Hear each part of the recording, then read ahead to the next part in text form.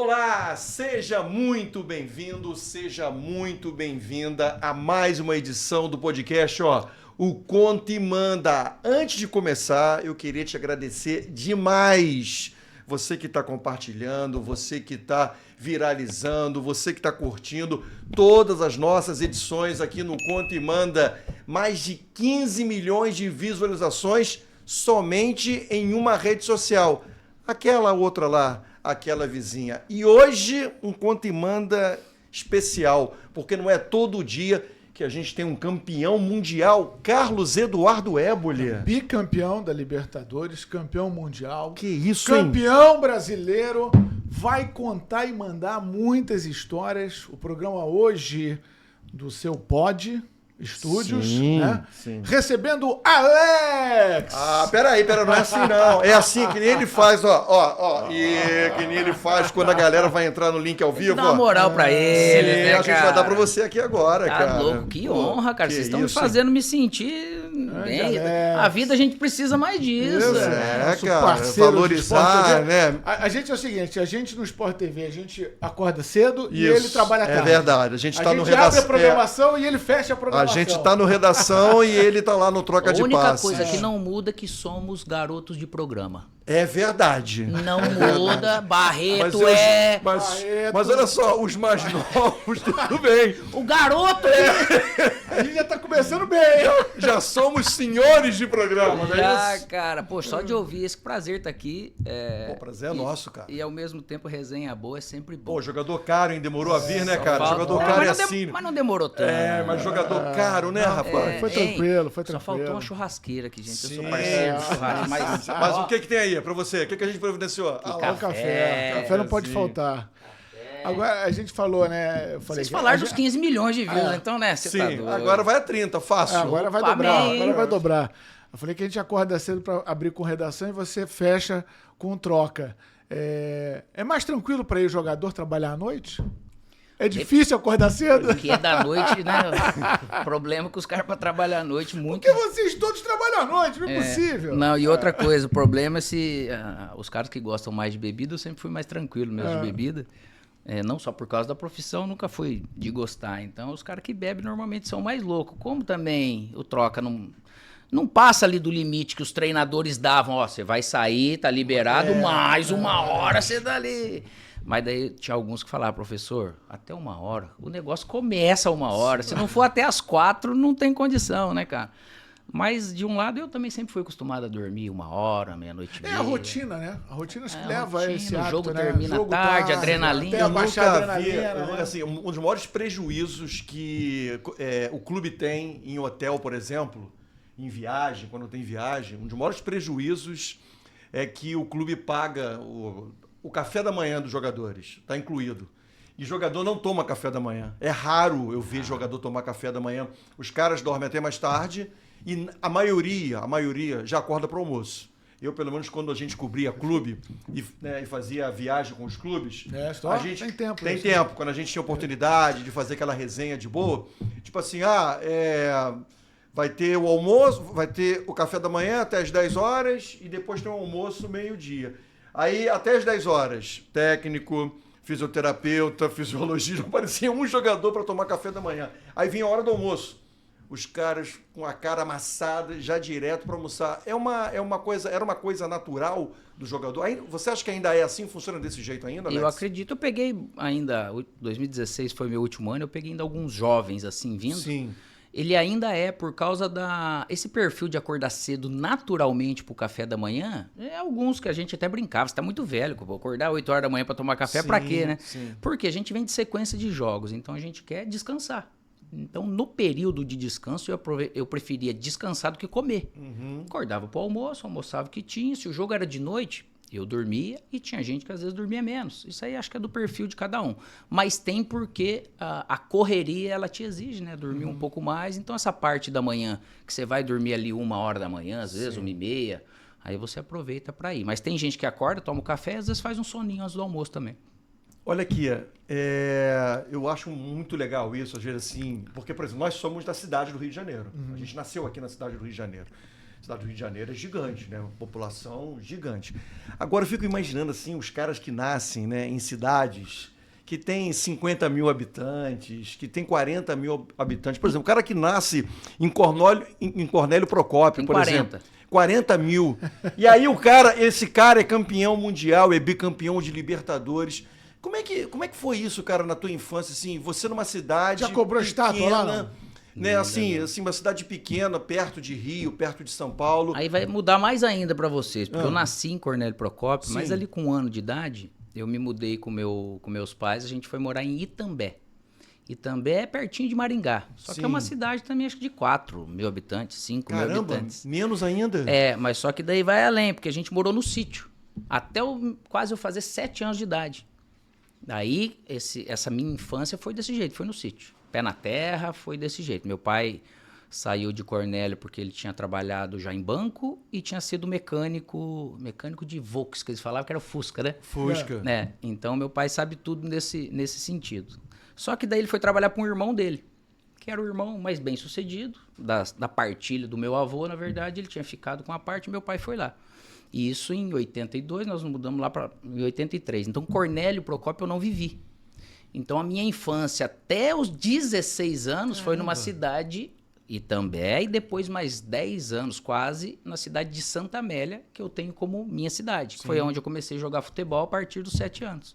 E Itambé é a mesma cidade que, pelo jeito, nasceu por um tempo o Augusto Melo, atual presidente do Corinthians. Rapaz. Eu já conversei com ele, tudo pé vermelho, né, que a gente fala. Né? Mas criado, imagina, nesses ambientes. Muito rural, né?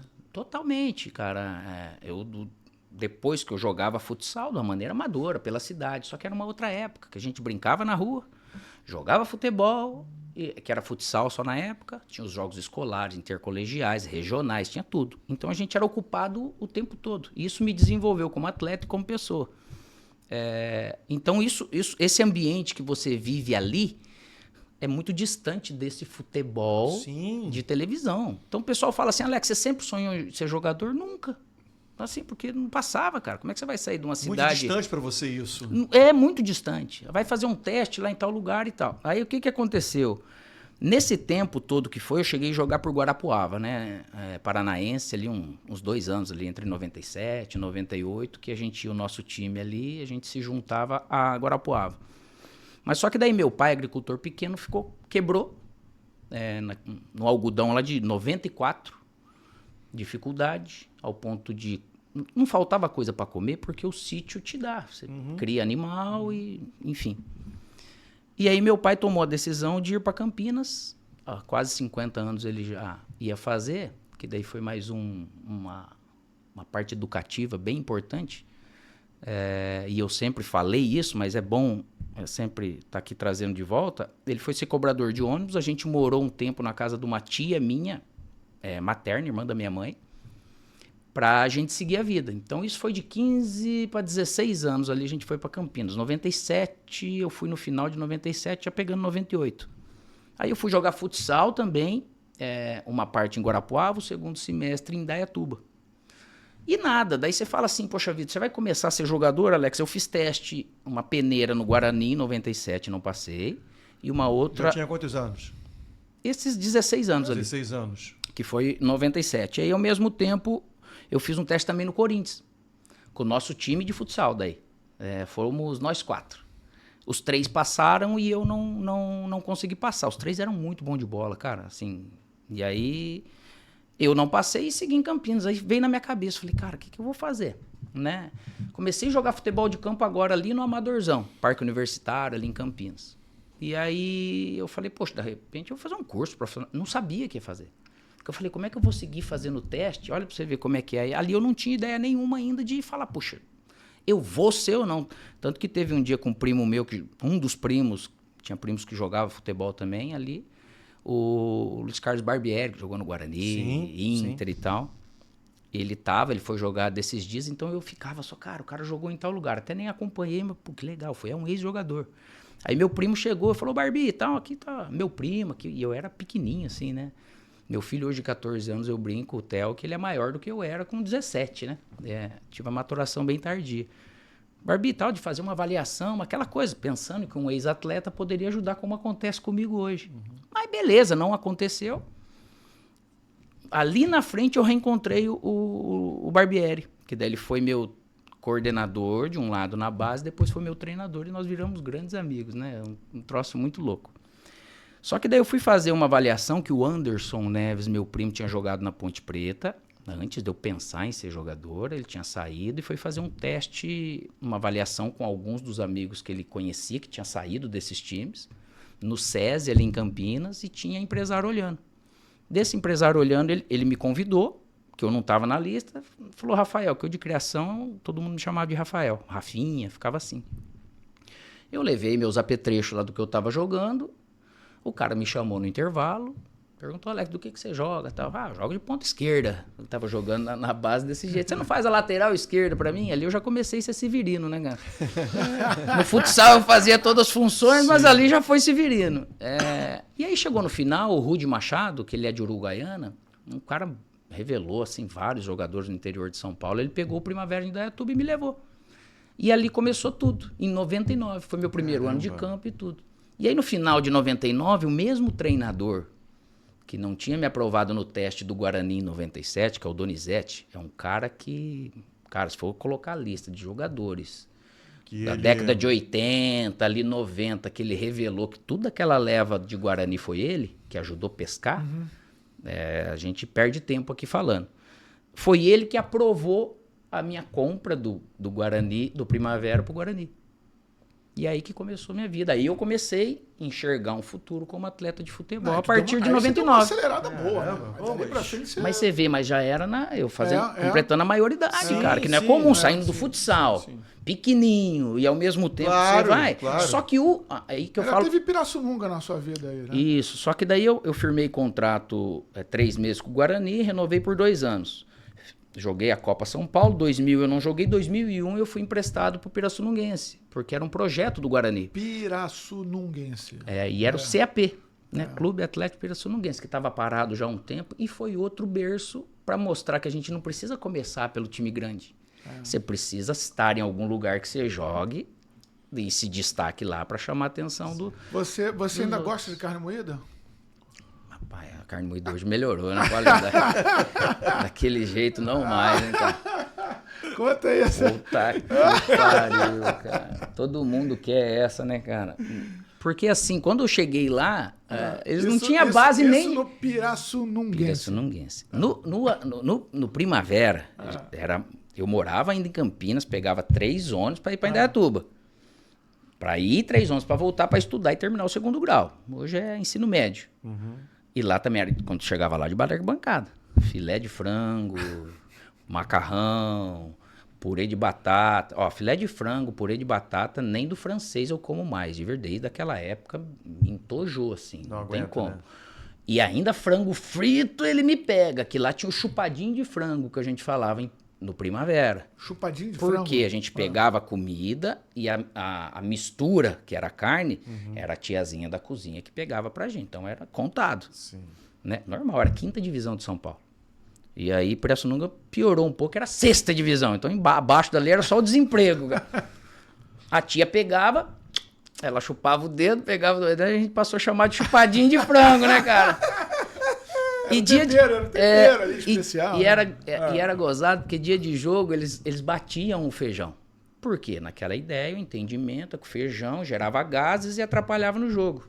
Putz, comer só aquele arroz daquele jeito, só com o caldo de feijão, também me matou. Enfim, daí a gente foi pro Guarani, 1ª divisão.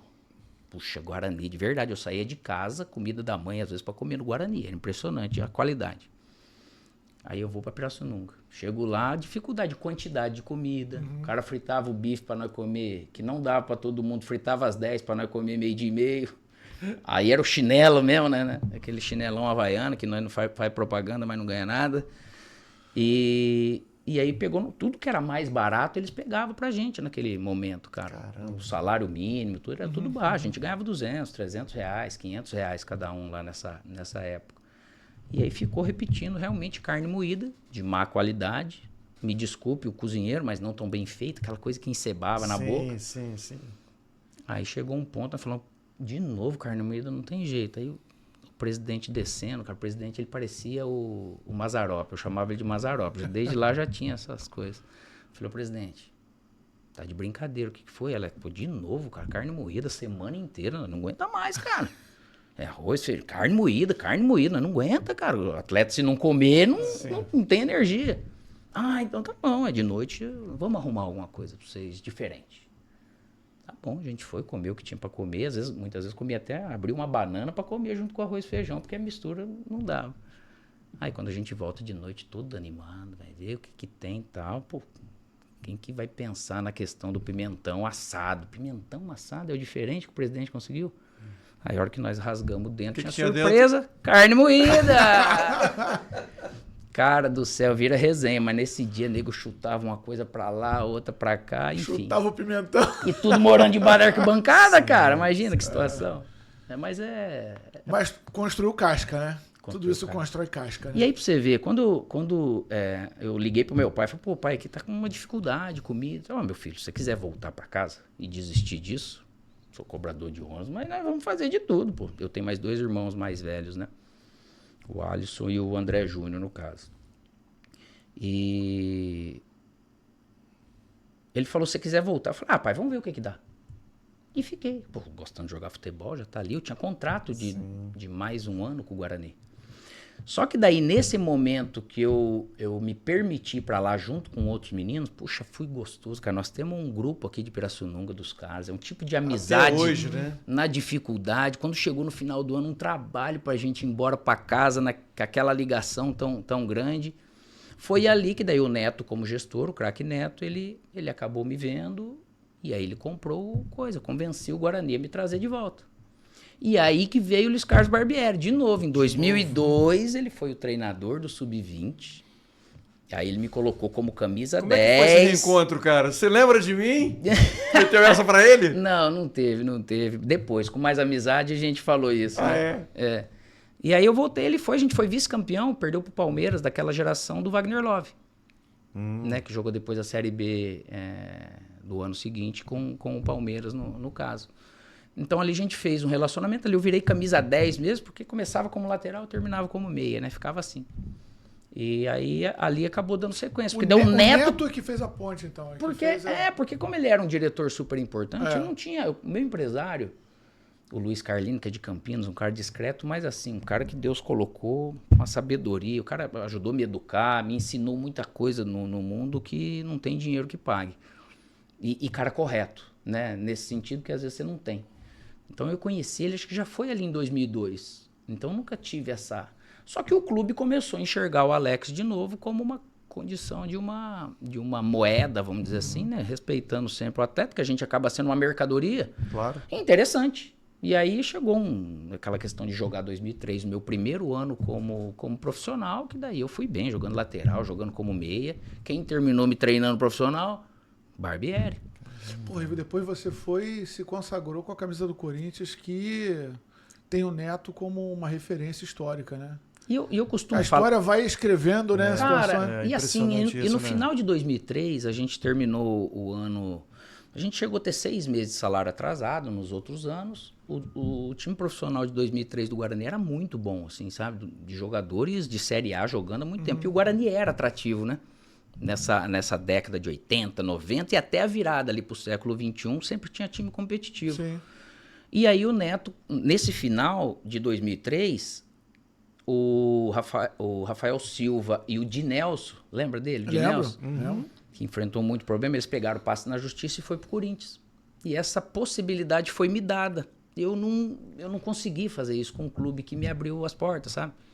Então eu acabei esperando e acabou vindo o Inter em 2004 ali, iniciou o ano e eu fui no final de fevereiro, começo de março pro Inter, mas o Neto que acabou trazendo. Eu sou corintiano de criança. Qual é a tua relação com o Neto hoje? Como é que é essa? Muito boa sempre, e gratidão, de respeito. E outra, eu pude conhecer o Neto, o Neto, a gente viajava e eu adorava jogar um truco, um exemplo. A gente voltava no ônibus e lá como diretor, esse jeito boleiro, se entende boleiro e tal.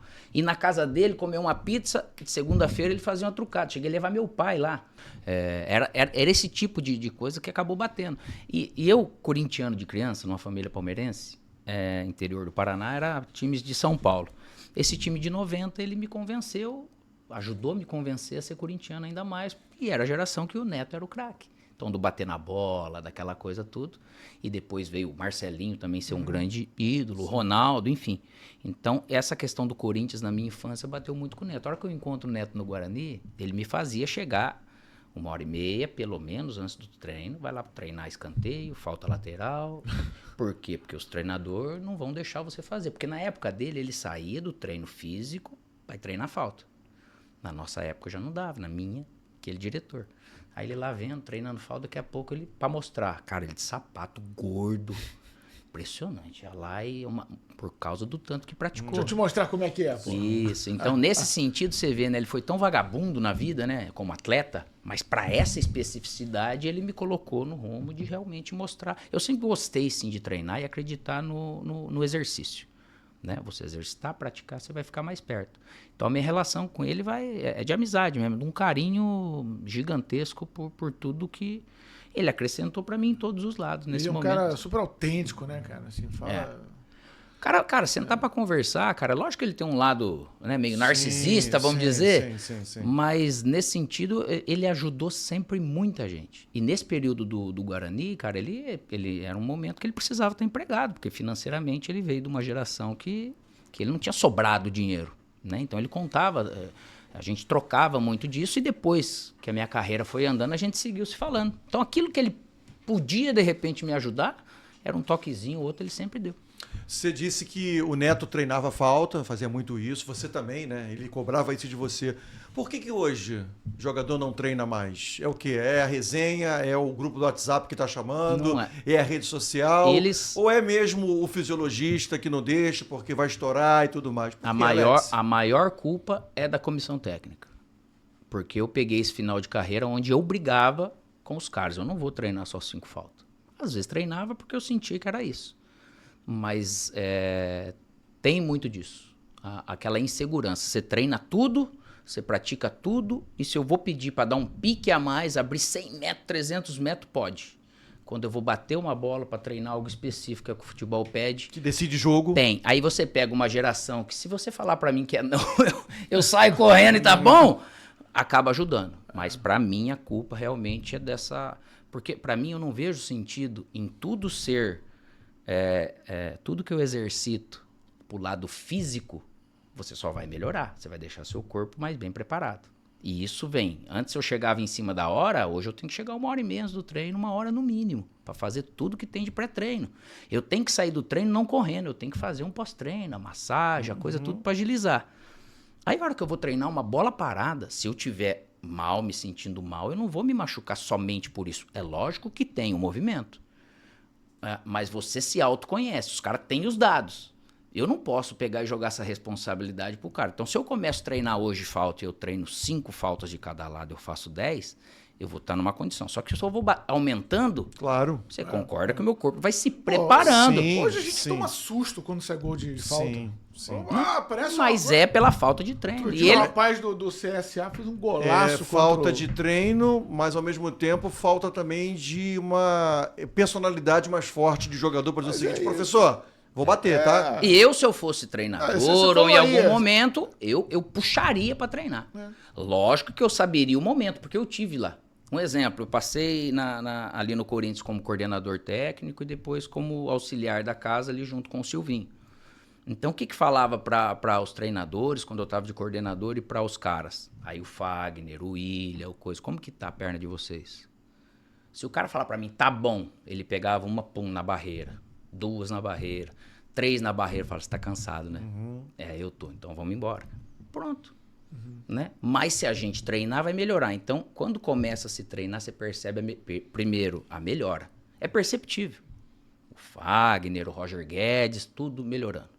Então, é uma parte de prática igual domínio, igual passe, igual parte física, igual parte tática, igual... Então, tudo dá para você fazer com mais intensidade e com menos intensidade. Isso eu vendo como atleta, ex-atleta, que eu procurava fazer no campo, depois estudando tudo que eu já tinha estudado da época, eu era interessado de perguntar. Né? Eu queria saber o porquê da fisioterapia, o porquê do treino físico, como isso tudo se juntava. Eu fiz até a licença Pro e futebol você segue trocando ideia. Então é possível fazer algo técnico no momento certo, sem intensidade. Só que em algum momento no jogo eu preciso ter esse movimento, esse refino técnico, estando estafado, concorda? Eu vou treinar um pênalti no momento que você tá exausto, que pode acontecer no jogo. Vamos lá, eu vou precisar treinar uma falta. É assim que vai ser no jogo. Só que treinar menos falta num dia que tá uma chuva danada. Tá super molhado, porque a bola muda, o jeito... Entende? Então tudo isso eu tenho na minha cabeça para montar aquilo. Se amanhã eu fosse treinador, eu fico pensando nisso. Pô, como que eu vou ajeitar? Então o futebol ele é muito setorizado, é muito individualizado que dá para você fazer. E amanhã você vai ser treinador? Pode acontecer. Você tem essa vontade? Porque pode acontecer. Vai acontecer ou não vai? Não, pode, porque tem momentos na vida que você faz algumas escolhas. E essa escolha de poder, mesmo a família estando em São Paulo, eu vindo para o Rio, eu tenho um filho de 18 anos, que ele é autista. Eu não falo isso para nada, mas eu acho que comunga com algumas coisas de outras famílias que tem. E o outro de 14 anos, que ainda está estudando. E eu não quero deixar isso somente para a esposa cuidar. Que naturalmente ela já fica assim, porque ser mãe de uma criança especial, vamos dizer, com uma característica especial, ela acaba não sendo fácil. E se eu sigo nessa vida, eu não vou estar em casa. Então eu tenho menos essa questão. Mas a qualquer momento pode acontecer. Então, é importante estar preparado. O fato de estar comentando, ele me deixa atualizado, né? Porque eu tenho que estar vendo futebol, trocando ideia, sabendo os porquês, então... Mas pode acontecer porque eu acho que o futebol, ele naturalmente ele tem carência. Acho que tudo precisa se renovar. Então, seja na parte executiva, política, executiva e esportiva, aqui, coordenação ou direção, e essa parte de campo.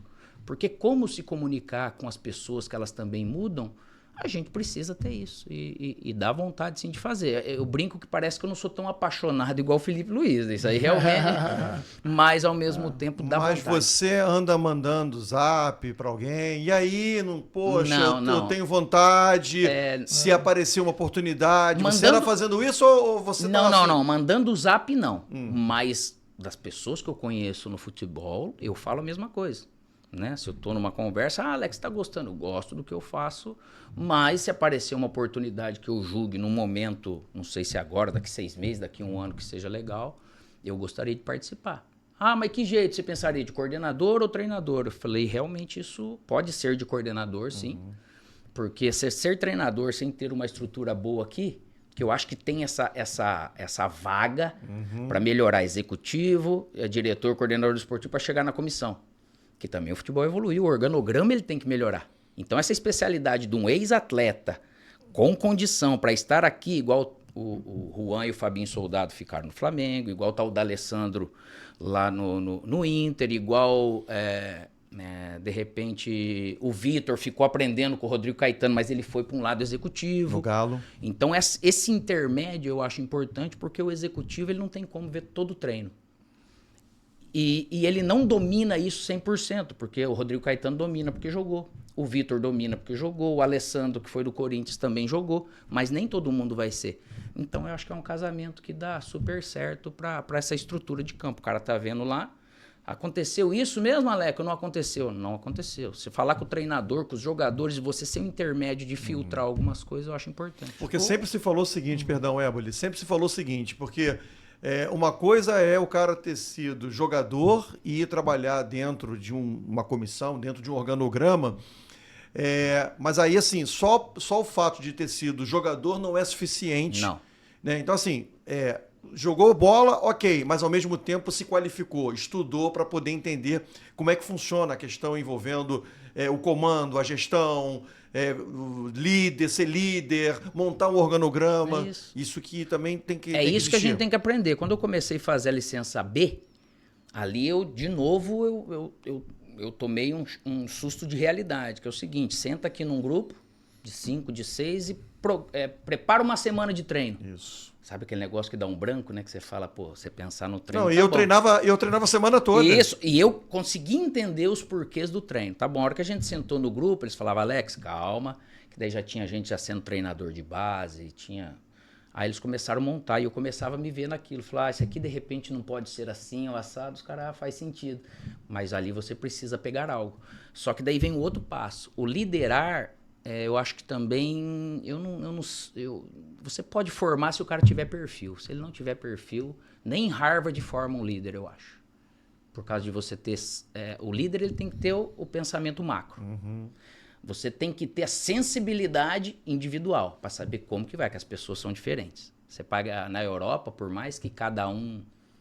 o nível cultural ele é diferente, aqui no Brasil é muito individualizado. Uhum. Aqui no Brasil se distrai mais fácil, desmobiliza mais fácil, né?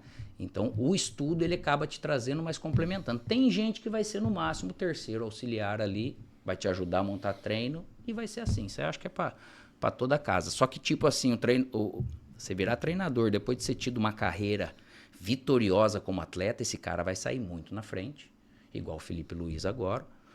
Ele é novo como treinador, mas o que ele carrega de bagagem para preparar qualquer tipo de jogo, decisivo ou não, ele já tem experiência vivida. Aquele que não tem, ele vai ter que viver na base, que não é igual no profissional, depois construir no profissional, que daí realmente muda bastante coisa. Ele bebeu durante muitos anos numa fonte chamada Diego Simeone, né? Isso daí. Ele carrega muito isso para a construção e de outra, personalidade. Foi para a escola holandesa, inglesa, ele pegou tudo, né? Então essa formação eu acho importante. Porém, o líder, eu falo de novo, eu não caio nessa de que qualquer um pode ser líder. Esquece. A liderança, ela tem contigo. Tem perfil. E a liderança, ela tem que ter, de certa forma, até um certo carisma. Porque tem cara, a gente já viu, profissional de futebol, treinador, sabe muito a parte técnica, mas o cara é algo de energia que não vai andar. Sim. É o vestiário, né? É o vestiário. É o vestiário. É o ambiente. Não tem o vestiário, já era. É o ambiente mais agradável. Você terminar um treino... Tem que começar pelo vestiário. Você tá treinando resmungando. Vai pro vestiário e lenha no cara, o resultado não vai vir. Cara, eu queria voltar num tema teu familiar que você falou aí, e eu acho muito importante, até porque você é um cara que hoje se comunica muito bem, né? Que é a questão do autismo. Sobre o teu filho que é autista. Queria que você falasse um pouco mais como é que é essa relação, qual é a relação dele com o futebol. Porque o esporte ele faz uma ponte muito importante, né? Para você quebrar um pouco das barreiras que existem no autismo, né? A barreira que eu digo do ser humano com o mundo externo. Durante muitos anos, inclusive, houve discussão do Messi ter um grau de autismo, né? Michael Phelps. Enfim. Exatamente. Imagino que você tenha se aprofundado muito também sobre esse tema, na medida que você tem que cuidar de uma pessoa com autismo. Queria que você falasse um pouquinho mais disso. E como é que é a aproximação dele com o futebol, com o Alex, ser jogador, com o pai? Como é que é isso? No momento, a gente foi descobrir o diagnóstico mesmo, ele já ia fazer 13 anos. Ele nasceu em 2006. Só que ele nasceu em 2006, no dia que ele nasceu, eu passei a noite com ele e com a Paula, minha esposa, a gente casou em 2003. Então já tem, vai fazer, né? Já tem um tempo grande aí. 22 anos, 22 em dezembro. Eu já saí e fiquei 10 dias fora, sendo bebê. E eu pedi um dia pro Inter a mais, porque a gente foi para aquela intertemporada. A gente tinha feito o primeiro jogo contra a LDU, teve aquele intervalo. Não sei se foi Copa do Mundo ou 2006, deve ter sido Copa do Mundo. Copa do Mundo. A gente foi treinar, ficar um tempo fora. Então ali você já começa a ver pai, ser pai já é diferente. A relação dele com o futebol, ele nunca gostou. Nunca foi... Primeiro, porque o futebol tirava o pai de casa, e eu sempre fui um pai presente, de pegar no colo, de fazer arrotar, de trocar fralda, de brincar. Amei e amo fazer isso. E ao mesmo tempo do barulho. Só que nessa época dele ir pro estádio, que ia poucas vezes, que eu entendia perfeitamente, nunca... Ele sofria. A gente não colocava fone, porque a gente não tinha ideia. Não tinha ideia. Então, o fato dele ser... do grau 1 de suporte que a gente fala, ele foi verbal, uma coordenação motor um pouco mais pesada e sempre brincando sozinho, tendo a sua vida sozinho. Ele não ia pro colo do avô, da avó, da tia desde criança. E a gente imaginava que era porque a gente morava longe. Ele chorava muitas vezes para algumas coisas que a gente não conseguia às vezes entender, levava num médico e outro, mas também sem o diagnóstico não fazia sentido. Ele sofria com a questão alimentar, porque ele é muito seletivo. Ele não come nada pastoso, é comida bem seca e muito pouco. né? Ele come pão com mortadela, pão com linguiça. Mas nada, arroz seco. A carne tem que ser frita, é como se fosse comida de mão. Imagina até a gente entender isso. Puxa vida, cara, eu vou cozinhar o quê? O que ele vai comer? Não pode ter isso, não pode ter aquilo. Aí a hora que chega que você descobre tudo, abre realmente uma cortina, né, cara? Pra você entender os porquês de tudo. Só que muitas vezes pra fazer a prova, ele chorava, a gente tinha que buscar ele. Falar, caramba, por que travou, será? Aí como a gente falava com a escola, numa comunicação normal, colocava ele pra fazer a prova sozinho, sem barulho, sem nada. Ele tirava notas boas. Então ele sabia. Não é porque era birrento, porque era mimado, porque não era nada. Mas a gente não sabia, imagina que situação. Então era tratado como um TDAH. E aí é que eu acho que é importante falar isso, que muita gente passa. Se a gente tivesse descoberto isso com ele tudo, e não é para condenar nada do que aconteceu, porque as informações eram diferentes há 15 anos atrás. Lógico que seria muito mais fácil criá-lo. Então, o autista ele pode ser o que ele quiser na vida. Só que tem características. Você vê, o Messi ele pode ter um grau de autismo, só que a coordenação motora dele normal. Ele poderia, do jeito que ele é, até não ser verbal até 4, 5 anos. Chegaram a falar que ele se concentrava melhor no jogo por causa desse grau de autismo. Mas por que do grau de autismo? Por causa do hiperfoco. O hiperfoco do Messi é futebol. O hiperfoco do meu filho é o game. O hiperfoco eu vi esses dias de uma criança que era o trilho do trem. Imagina até você descobrir que tem que ser, ele tem que ver aquilo lá. E a hora que chegava o trilho do trem, para ele tinha que chegar o som, o barulho, em Fá maior. Porque ele tinha o ouvido absoluto. Cara, são descobertas especiais, mas são muito loucas, né, cara? Outro dia eu vi uma imagem fantástica de uma menina, torcedora do esporte, foi colocada para puxar o grito junto com a torcida. Incrível. A maneira como ali ela se realiza, né? No universo dela, mas ela se realiza numa conexão fantástica, né? Por isso que eu digo, tem uma química, tem uma magia no esporte, né? No ambiente esportivo, né? Tem. Que pode ser um braço de aproximação, né? Para você entender melhor o universinho daquele ser humano, né? E tem até autista pequeno, jovem, com todas as suas características, que o hiperfoco dele é futebol. Ele adora ir para lugar público, para ir para jogo e fica lá torcendo mesmo, pôr no cu. Alex, qual é, assim, já que você viveu essa experiência toda, quem está acompanhando a gente nesse exato momento, e assim, poxa, será que meu filho, será que a minha filha é autista? Assim, o que você poderia dizer em termos assim, olha, que tipo de caminho procurar, que tipo de ajuda procurar, para justamente, de repente, dar uma luz a um pai ou uma mãe que está acompanhando a gente e percebe tudo que você falou, de repente, no filho dele, no filho dela. Assim, do que tem de características, e a gente não estudou, não é médico, mas a gente aprende ao longo do tempo. Sensibilidade. Então, primeiro você tem que procurar bons médicos, né, bons profissionais especializados, para não virar um modismo. Todo mundo aí. Não, eu também. Eu acho que eu tenho autismo, né? Tem gente que fala, eu acho que eu tenho TDAH. E não é por aí. Mas tem características, que é a questão do ser verbal ou não verbal, da coordenação motora, que não quer dizer que você tendo isso, você é autista, mas juntando tudo que de repente eu vou falar. Algumas seletividades, a questão do hiperfoco, de repente ela gosta de tal coisa e é aquilo, e não muda. A questão do estresse, agressividade, você tem que estar atento, porque também você pode começar a ajudar a entender, mas também o autismo não tem cura. É aquela característica, ele pode evoluir alguma dessas características. Então você pega a coordenação motora, às vezes a dificuldade de fala pode ser não verbal, porque pode ser do nível mais baixo para o alto, a dificuldade de socialização. Meu filho sempre foi de brincar sozinho. Tinha um desenho chamado Ben 10, né? Quem é pai mais antigo sabe, se transformava em 10 super-heróis. Ele brincava sozinho. A gente morando na Rússia, a escola era no fundo de casa, assim, dentro do condomínio. Ele chorava para entrar na escola. Podia ser um choro, tô saindo de casa, tô entrando numa escola normal. Tinha dia que ele chorou e vomitou. Isso pode acontecer com todo mundo. Só que quando ele saía para brincar ali, ele brincava sozinho. Pode ser porque ele não conhece os colegas e ainda não se comunicava e tal.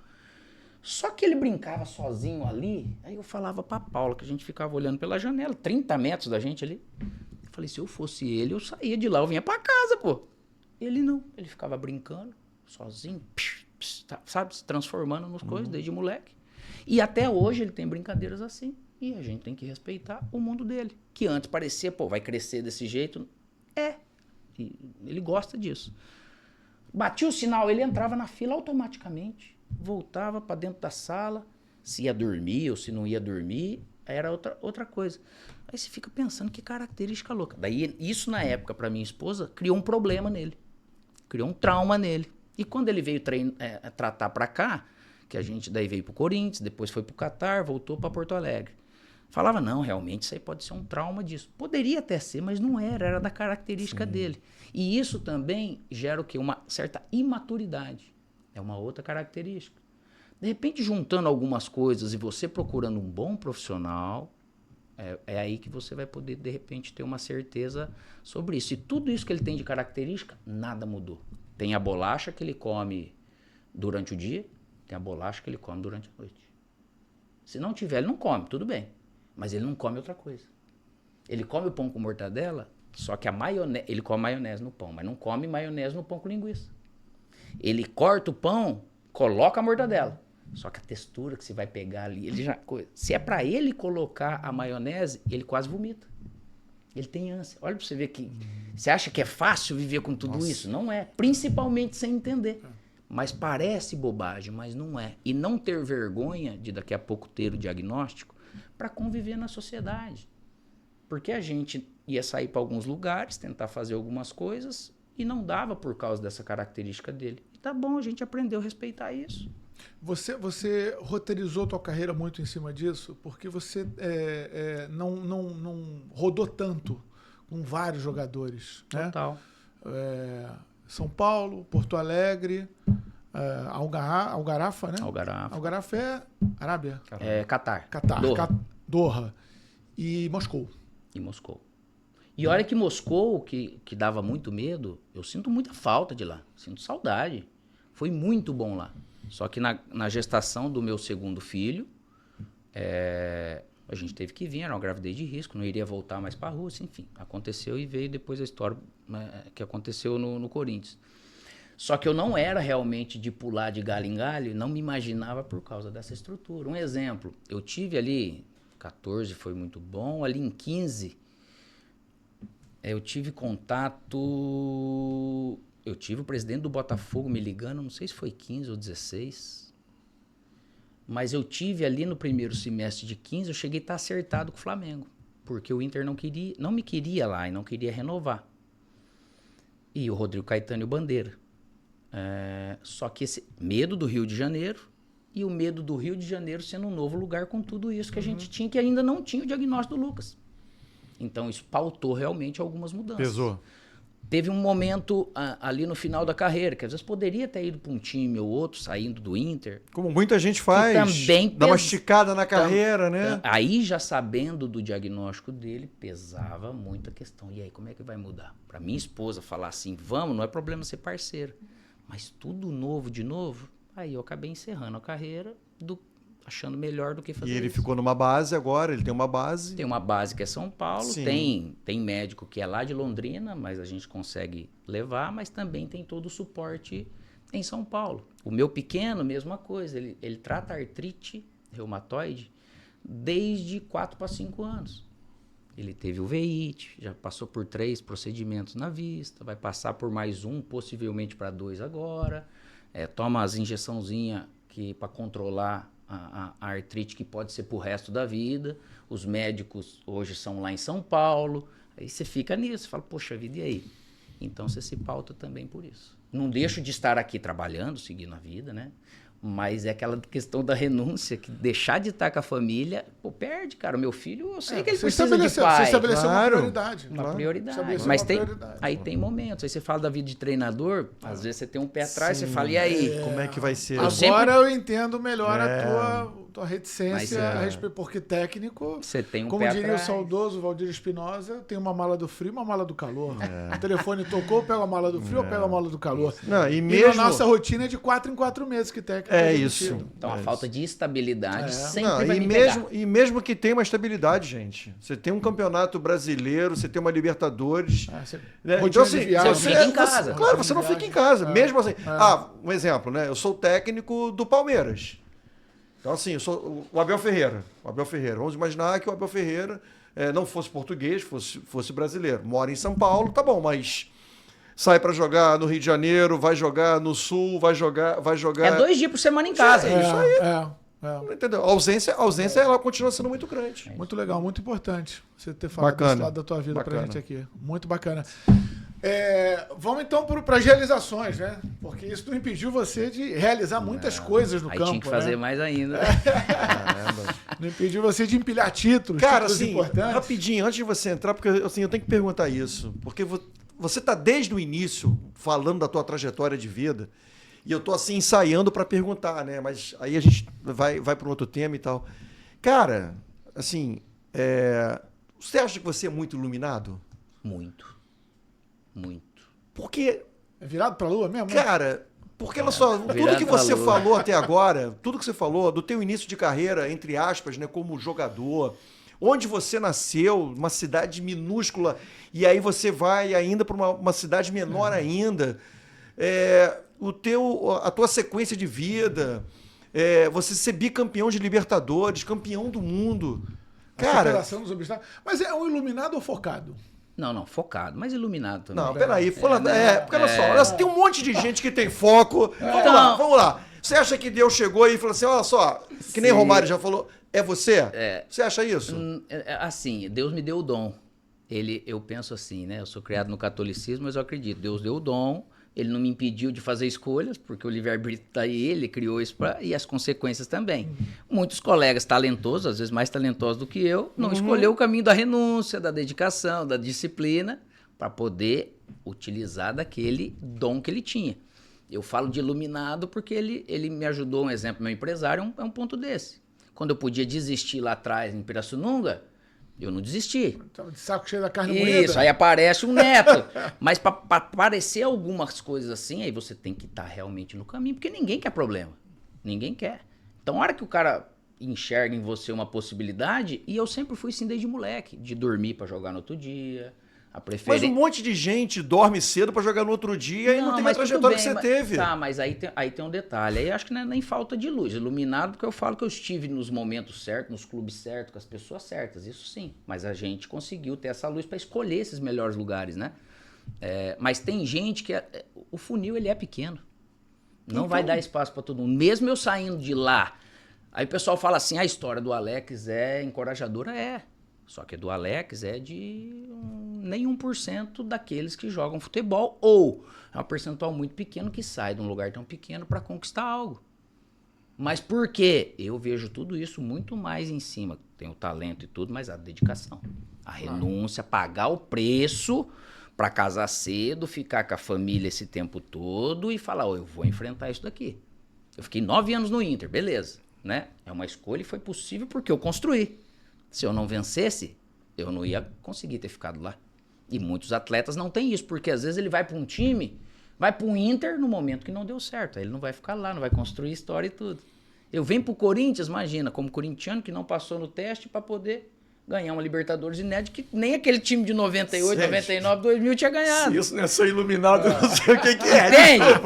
Desculpa. É isso. Se esse cara não é iluminado... Tem toda a sua parte, mas a luz... Tem. Não dá pra falar que quem não tem não foi iluminado. Claro que tem a sua parte, mas aí assim, tem um monte de gente que sai de um lugar pequeno pra poder vencer no mundo e não vence. Tem muito batalhador que eu conheci que não deu certo, verdade. Então, claro que eu acho que tem que ter a junção das coisas. Então tem gente que é batalhador, mas não é iluminado. Eu acho que você é batalhador e é iluminado. É isso daí. Pode ser que você tenha tudo e não tem. Pô, parece que não é pra eu brilhar tanto como era pra brilhar. Porque o seu exemplo, às vezes a sua história, é pra ser usada de alguma outra maneira. Sim. E que vai ser, infelizmente, ou sei lá, da parte natural, vai ser a parte mais... que é o que tem que acontecer. A relação mais forte que ficou pra você foi com o Inter, né? Foi, né? Foi. Foi, porque, 9 anos, cara. Eu vivi 11 anos e meio, que depois que eu aposentei ainda fiquei mais 2 anos e meio lá em Porto Alegre, né? Foi uma ligação... Eu passei essa primeira oportunidade, né, de Primavera, de Pirassununga e Guarani. Vixe Maria, é a primeira que te dá a possibilidade do caminho, é o trampolim. Só que daí você realmente virar jogador, no sentido de falar, poxa vida, aqui eu consigo fazer uma carreira. Foi um baita pulo, né? Poxa vida, aí o Inter, ele me deu realmente isso, e aí teve um amor, um sentimento que é inacabável. E teve um título mundial, né? Cara, ali nós ganhamos, ali infelizmente eu não consegui ganhar o Brasileiro e uma Copa do Brasil para atualizar, né? Mas, e eu fui trivice e uma terceiro lugar. Pra ter ideia. Então, a história nossa, ela foi muito rica ali, né, cara? Foi forte de transformação de um clube centenário, cara. Ali foi libertação. O cara não quer ganhar título nacional, o cara quer ganhar Liberta e Mundial. Negócio de Copa do Brasil e Campeonato Brasileiro. Ali, ó, eu, Klemer, Índio e Edinho, somos os 4, com o Rogério Ceni, que tem esses 4 títulos internacionais. Que é a Libertadores Mundial, Recopa, seja da época que for, e mais a Sul-Americana. Tem gente que ganhou até a Mercosul, mas não foi campeão mundial. Tem gente que foi campeão mundial, mas não foi da Libertadores, e assim vai. E o Índio, hein, cara? Que figura, hein, cara? Essa é figura. E é legal, porque quando você conhece um cara desse, tão simples do jeito que é, cara, ele traz... Não, e assim, eu imagino, você dizer que uma pessoa é simples... Porque você veio de uma base muito simples. Então, assim, você é muito simples. Para uma pessoa simples dizer que a outra é simples, ele é demais, né? Não, ele é demais. É um ser humano único, assim, de verdade. E o cara é simples não só porque ele veio da roça. O Edinho é daqui... O cara também de uma vida dificílima, né? E aí tem outros tantos que você acaba conhecendo que daí se junta. E o Índio, ele é um cara que o primeiro presente, ele fala que ele ganhou do pai dele, foi um facão e uma moringa aos 13 anos de idade. Véio.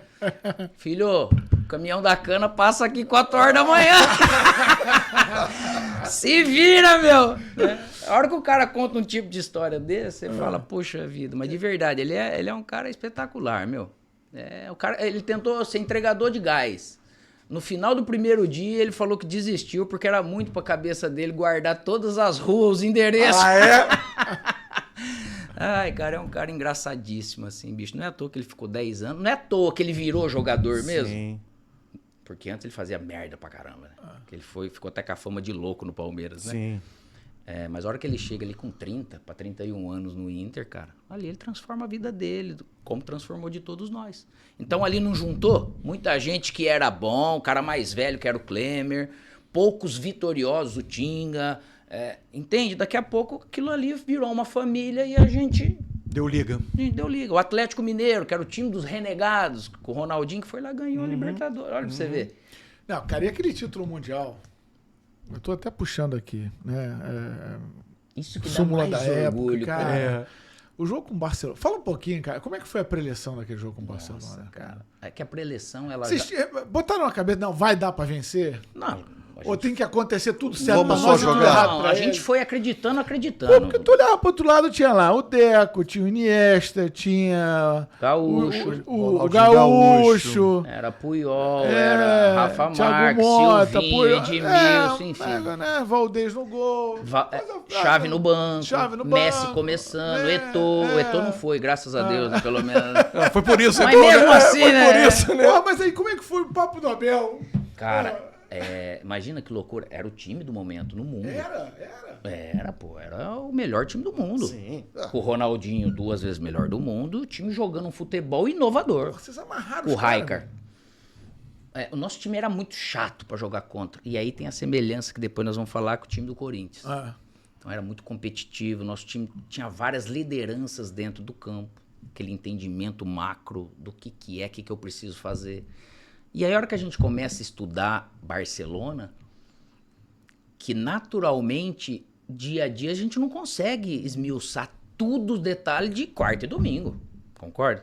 Eu vou saber, tem lá um pouco mastigado, só que a gente é de uma época que o auxiliar tinha que ir lá assistir um jogo, não tinha essa estrutura de analista e tudo para já entregar mastigado.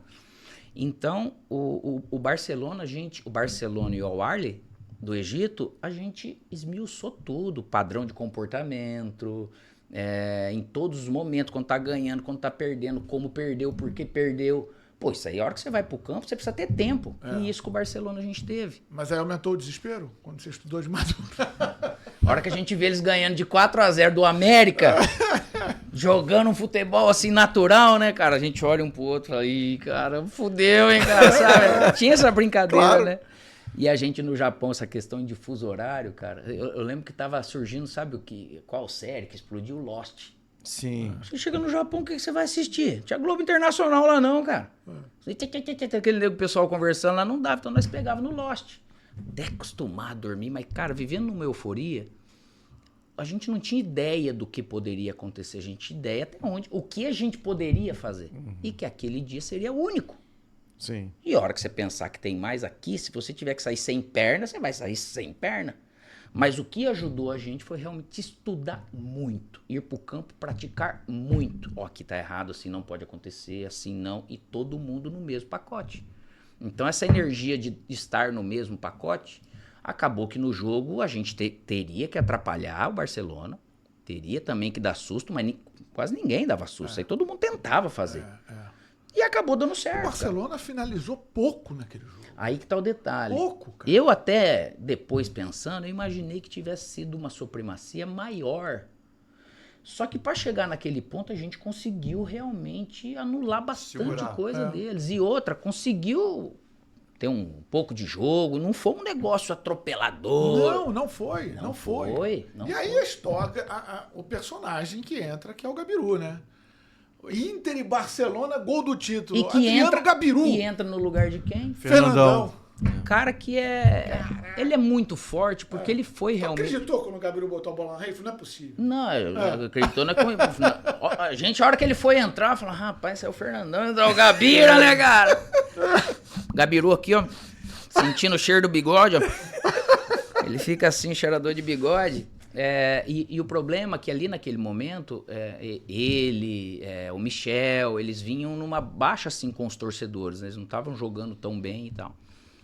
Mas chegou num ponto com o Abel, aí o Abel iluminado. Tem uma luz de falar, cara, pra dar coragem que o comandante tem que ter, o Fernandão travou a panturrilha. Por que travou?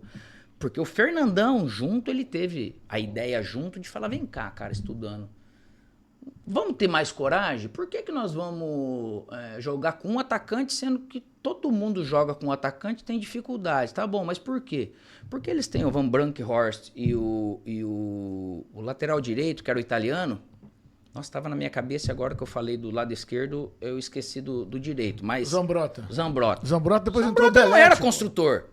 Então, tá problema, se a gente marcar bem aqui, não é o Zambrota, que ele vai dar um cruzamento, que vai dar um drible, uma arrancada, não vai ter nada. Era o Juli aqui que ficava só naquela posição. O Ronaldo daí acabou identificando e podendo identificar o Ceará, porque o atacante era o Gudjohnsen. Os dois zagueiros, Índio e Fabiano L, comia ele no pau e que se foda. Ali eles iam dar certo. Porque para jogar contra os dois, mesmo o Johnson jogando no coisa, não ia dar conta. A chance era não dar conta, né? Podia também. E a questão do Zambrota, que daí era do meu lado, ou do Vargas, né? O colombiano tal, que tava aqui. Era só a gente organizar isso. Só que aí o Fernandão falou o quê? Vamos jogar do jeito que a gente joga, que era Edinho, o Elton Monteiro e Alex. E eu me sacrifico para ficar aqui no Thiago Mota. Então foi o único jogo, eu acho que um dos únicos, que ele ficou aqui no volante. Eu pego ele de mano, porque ele que começava muito. E Pato e Arlen nos dois zagueiros. Porque os dois zagueiros são mais perigosos do que o Zambrota e o lateral esquerdo. Sim. Foi o jogo que você mais teve que desempenhar papel de marcador na tua... Assim, não?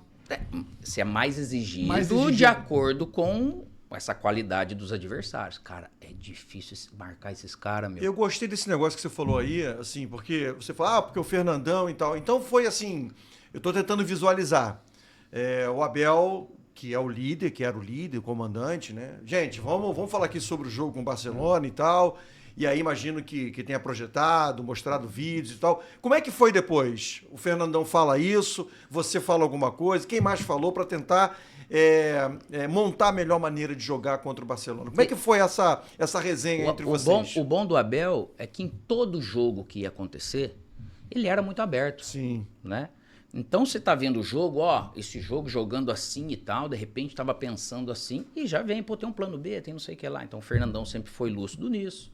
Às vezes o Klemer falava, às vezes o Tinga participava, o Yarley com toda a experiência. E a gente, às vezes, dava um pitaco. Só que às vezes quando o Fernandão falava, ele já tava morto, né? Porque ele era muito bom, cara. Né? Nesse sentido. Nessa leitura de jogo. Isso. Então, era tudo muito de troca. E se tivesse que acontecer durante o jogo também, de falar com o treinador ou coisa, isso aí pra gente era prático. Por isso que eu falo que um time com líderes vai muito além do que você ter um capitão. Então, você precisa ter líderes espalhados, né?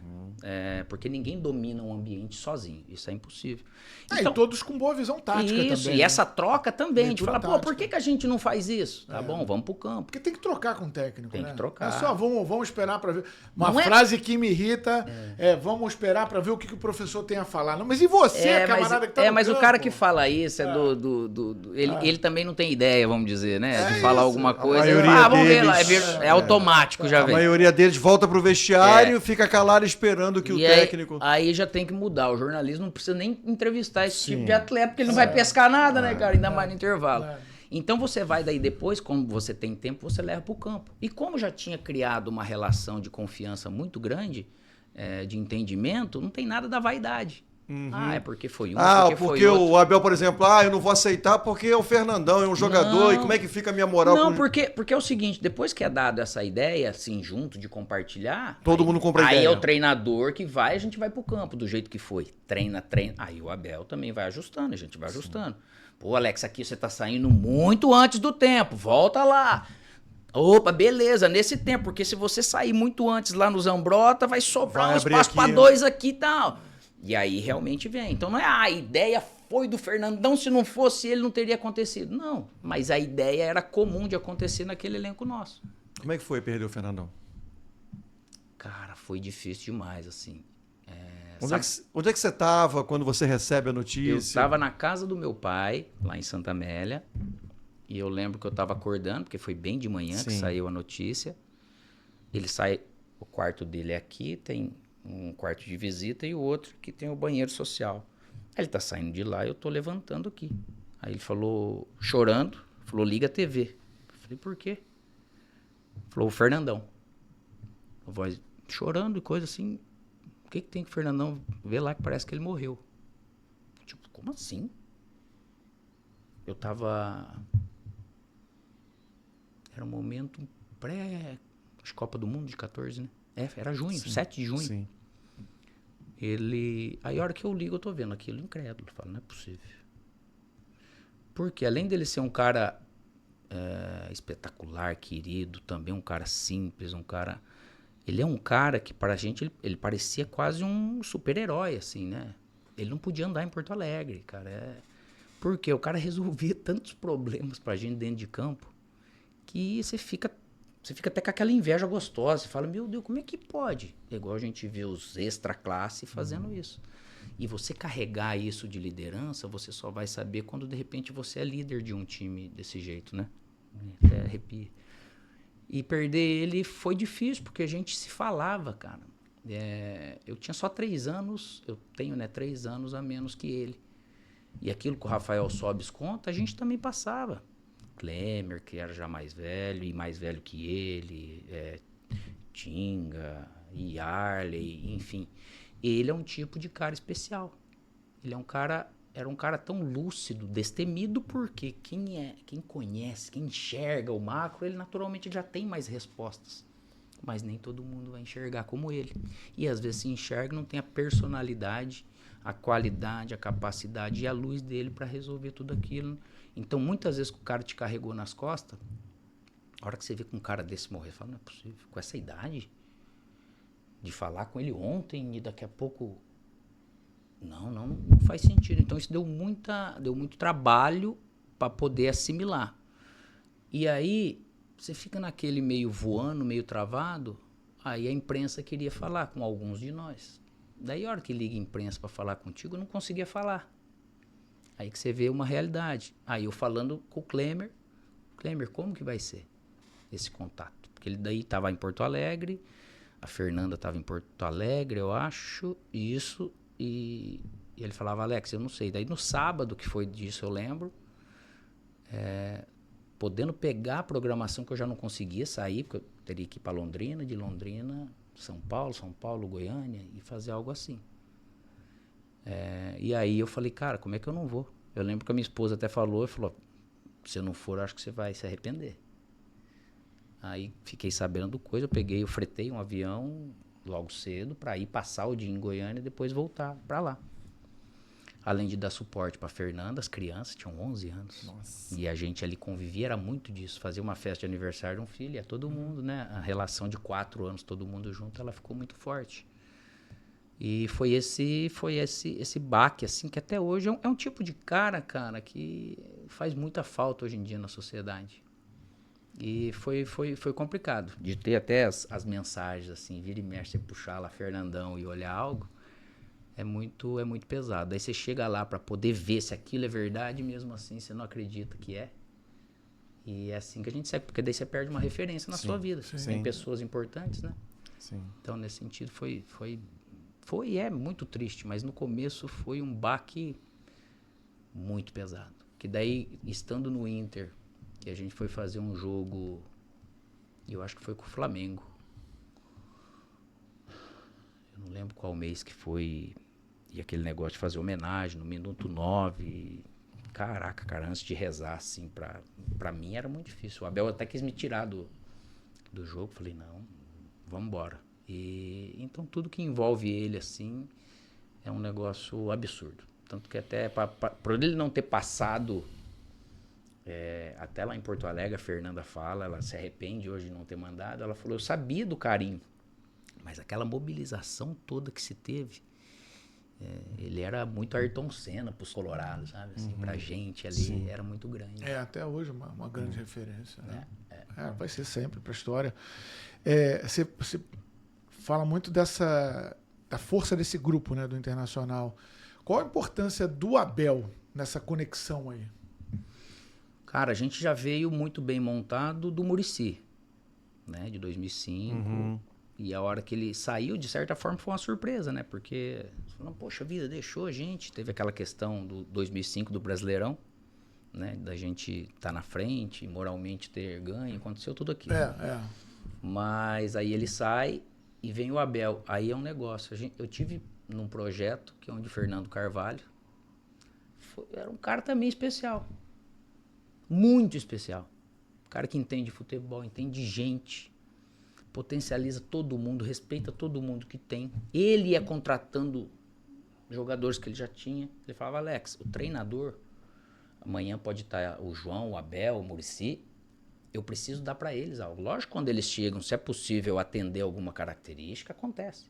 Mas eu também não posso ficar dependendo. Então ele tem isso.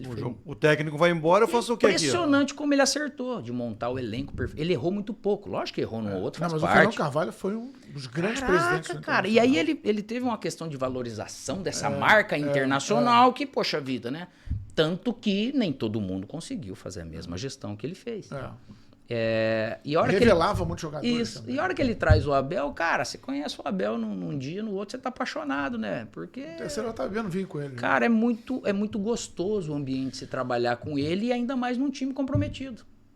E aí realmente o perfil dele, a identidade dele com esse time, com o clube que ele já tinha, mas com essa galera, aí foi o casamento perfeito. Por que o Alexandre Pato, e aquele foi o ano, né, que surgiu o Alexandre Pato, por que o Alexandre Pato não aconteceu como todo mundo imaginava? Não vou falar que a carreira dele foi um fracasso, pelo contrário, vestiu camisas fortes, mas ele não assumiu aquele protagonismo na carreira e não teve uma história pontuada por grandes momentos assim. Por quê? Por quê?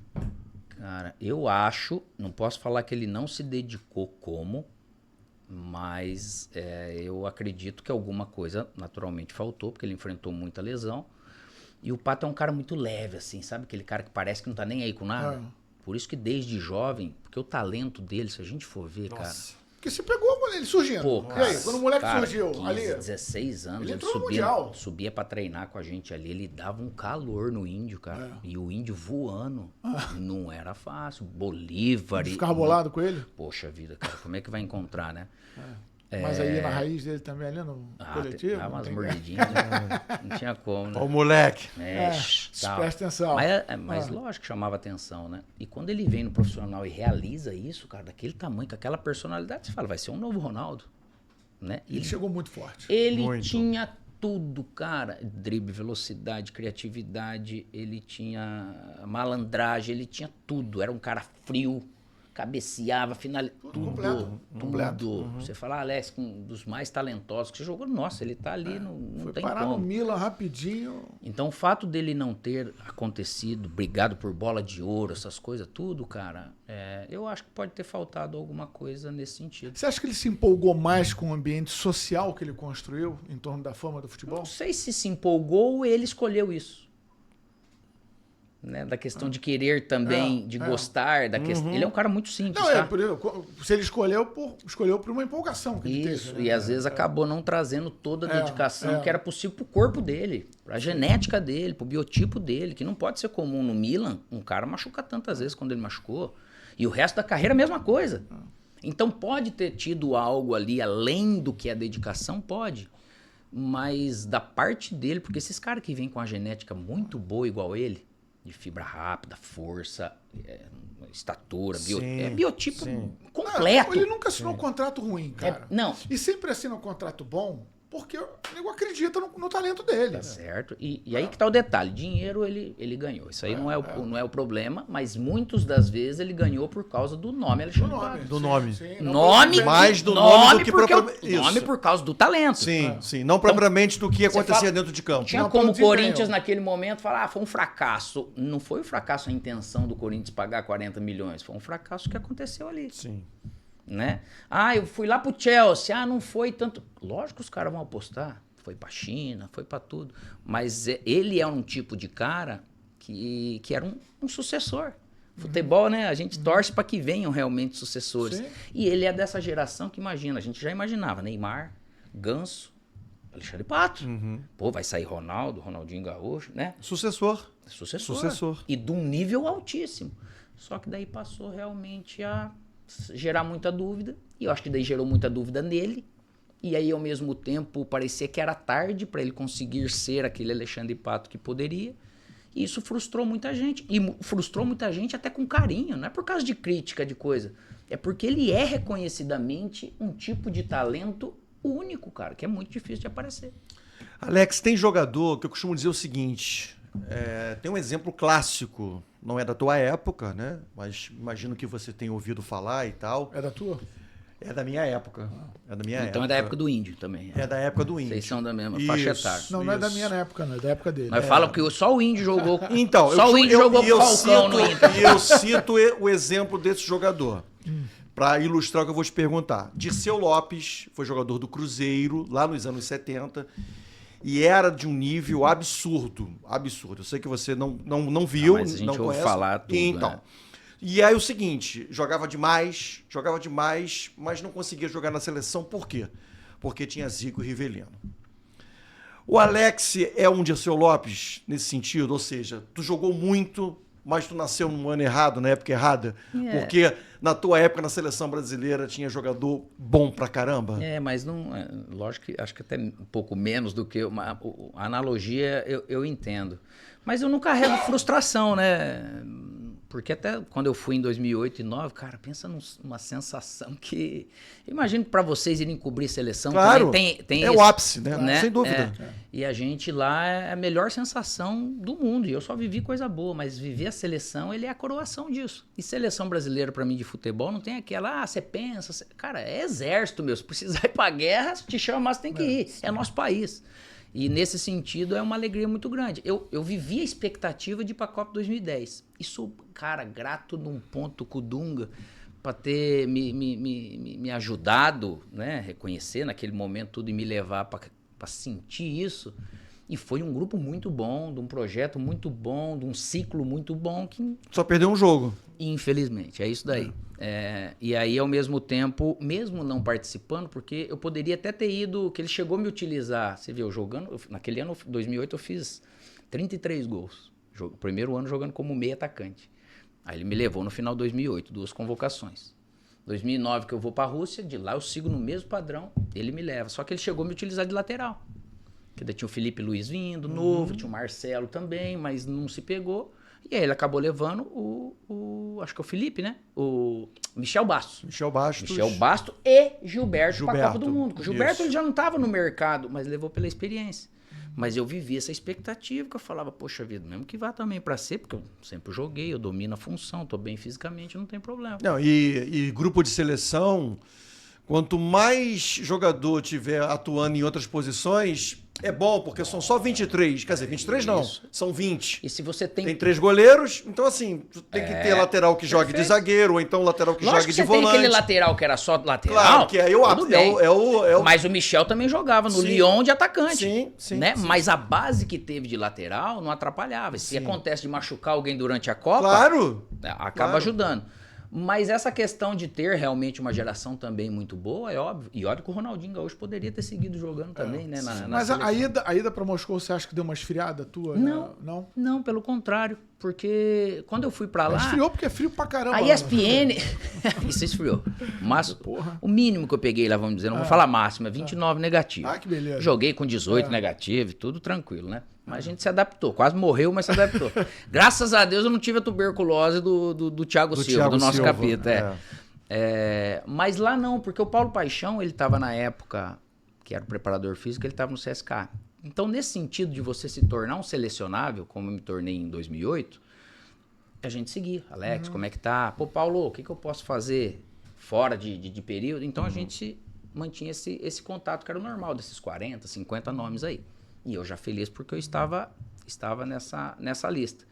Só que a ESPN começou a transmitir. Então, aqui pro Brasil facilitava acompanhar. O nível da Rússia é mais baixo. Ele é, mas naquela época não estava travado, obviamente, igual hoje, então a gente jogava Champions League. Sim, você tinha ou a Copa UEFA, que era na época a Europa League hoje. Então, nesse sentido, não deu, porque repercutia muito. E eu também fui pra lá jogando muita bola, assim. Eu virei capitão, um dos capitães do líder, sem nem falar língua direito. Depois eu fui aprendendo, enfim, fiquei 2 anos e meio lá. E foi difícil sair. Você fala russo então, foi fluentemente?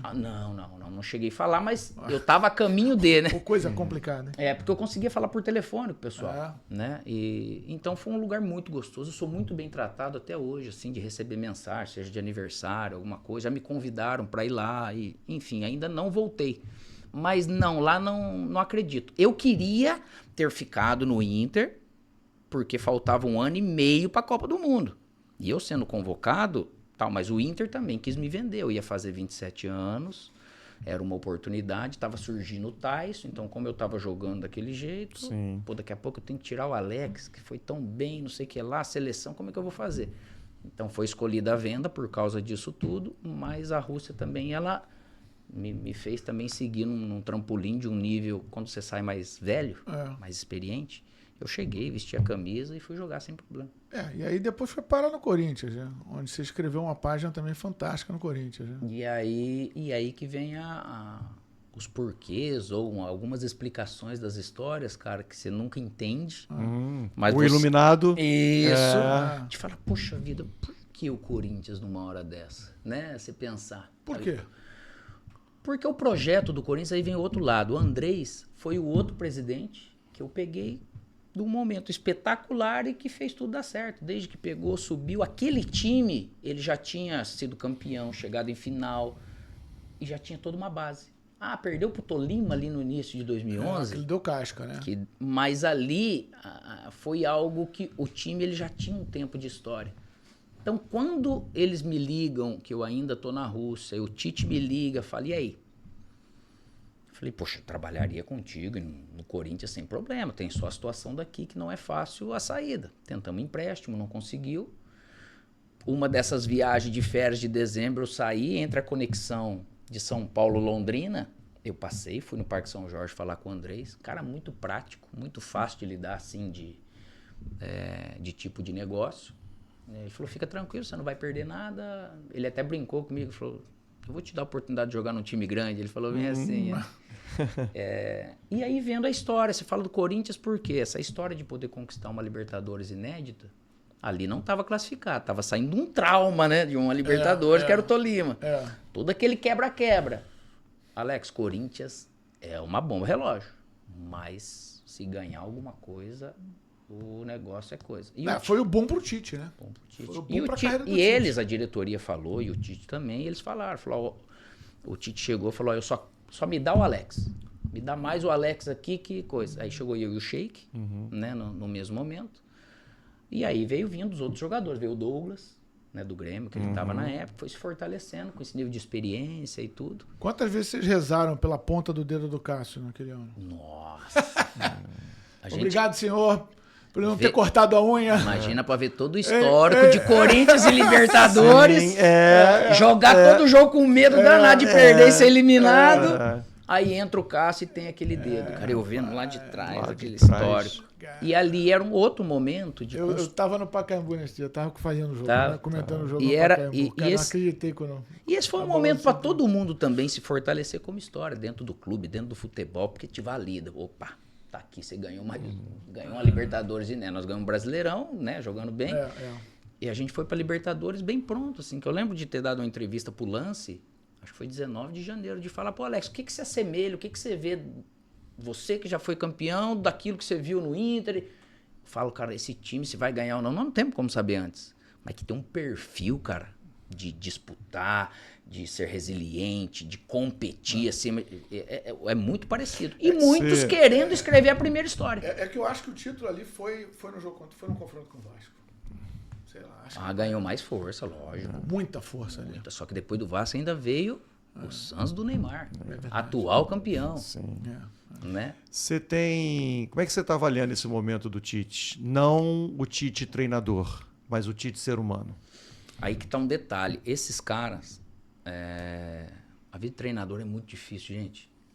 Esquece o que ganha, porque vale a pena. Para ser treinador, você tem que ser muito apaixonado. Porque quando você é apaixonado, você paga realmente alguns preços que se o cara não for tão apaixonado, ele não vai pagar. Se não for tão apaixonado, você não vai namorar à distância, de outro lugar... E é por aí. O desgaste é muito grande. Até chegar a ser vencedor como eles chegaram, eles passaram por algumas coisas. Essas coisas às vezes ficam guardadas. Desse guardado, eu falo porque eu tive a minha depressão bem no final da minha carreira, 16, 17, eu travei.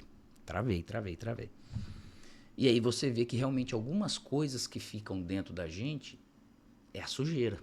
Como que eu vou limpar se eu não passei por um profissional para eu poder jogar isso fora? E a gente joga com quem está ali. Às vezes você joga com um treinador que é mais paizão, mais aberto ou não, com o fisioterapeuta e tal. Mas você não joga tudo. E o futebol ele te obriga o quê? Ou você ganha ou perde. O perdeu, ele também te traz algo. Vou viver um momento bom, vixe, tá beleza, parece que tá tudo bom. Mas para viver um momento bom é um momento de muita pressão. Treinador, tomada de decisão, quem coloca e não coloca. É falar do mal, ele faz esquema, ele entende? Perdeu um jogo, é uma merda, né? Escalou isso, por que não escalou o outro? Então tem tudo isso. Burro. E você chegar a cuidar de um elenco, é difícil, cara, você fazer projetos, participar de projetos, fazer isso acontecer para vencer. Quando você vence um campeonato, cara, é impressionante a descarga de energia que você tem. Então, para você voltar de novo ali no outro ano, caraca, bicho, é pesado. Então, pode ser que nesse ponto todo, e o Tite, como ele é muito apaixonado por futebol, ele já deixou isso claro, é um cara que às vezes do nada tá pensando, liga para pega dado disso, não sei o que ele é, 2 da manhã, 3 da manhã. Então, ele viveu, ele respira isso. Que bom que ele teve a Rose, como uma mulher companheira, fodida perto dele. Só que às vezes chegou num ponto que falou, opa, o corpo dele, a hora de tomar uma decisão... Deu essa travada. E ele teve uma descarga muito forte no Flamengo. Voltou a ter uma descarga. Né? Porque é diferente. A gente estava até conversando antes de começar o papo aqui. ambiente de seleção, e o Kleber Xavier falou isso aqui pra gente. Isso. Kleber Xavier, que está agora sofrendo essa pressão danada já no Santos. Isso. Né, gente querendo invadir salas de nem chegou direito, nem chegou, tá pagando esse preço aí. Já tá querendo invadir sala de coletivo. Porque na época de auxiliar, você não sofre isso. Não, ele até brincou, isso né? É totalmente Pô, fiquei treinador. 25 anos sem tomar pancada. Sim. Tô com um couro fresquinho para Isso tomar aí. pancada. Mas a pancada hoje é muito forte. Muito forte. Né? E ela vem de diversas maneiras. As redes sociais amplificaram. Bem mais difícil trabalhar hoje em A dia. pressão está mais agressiva, né?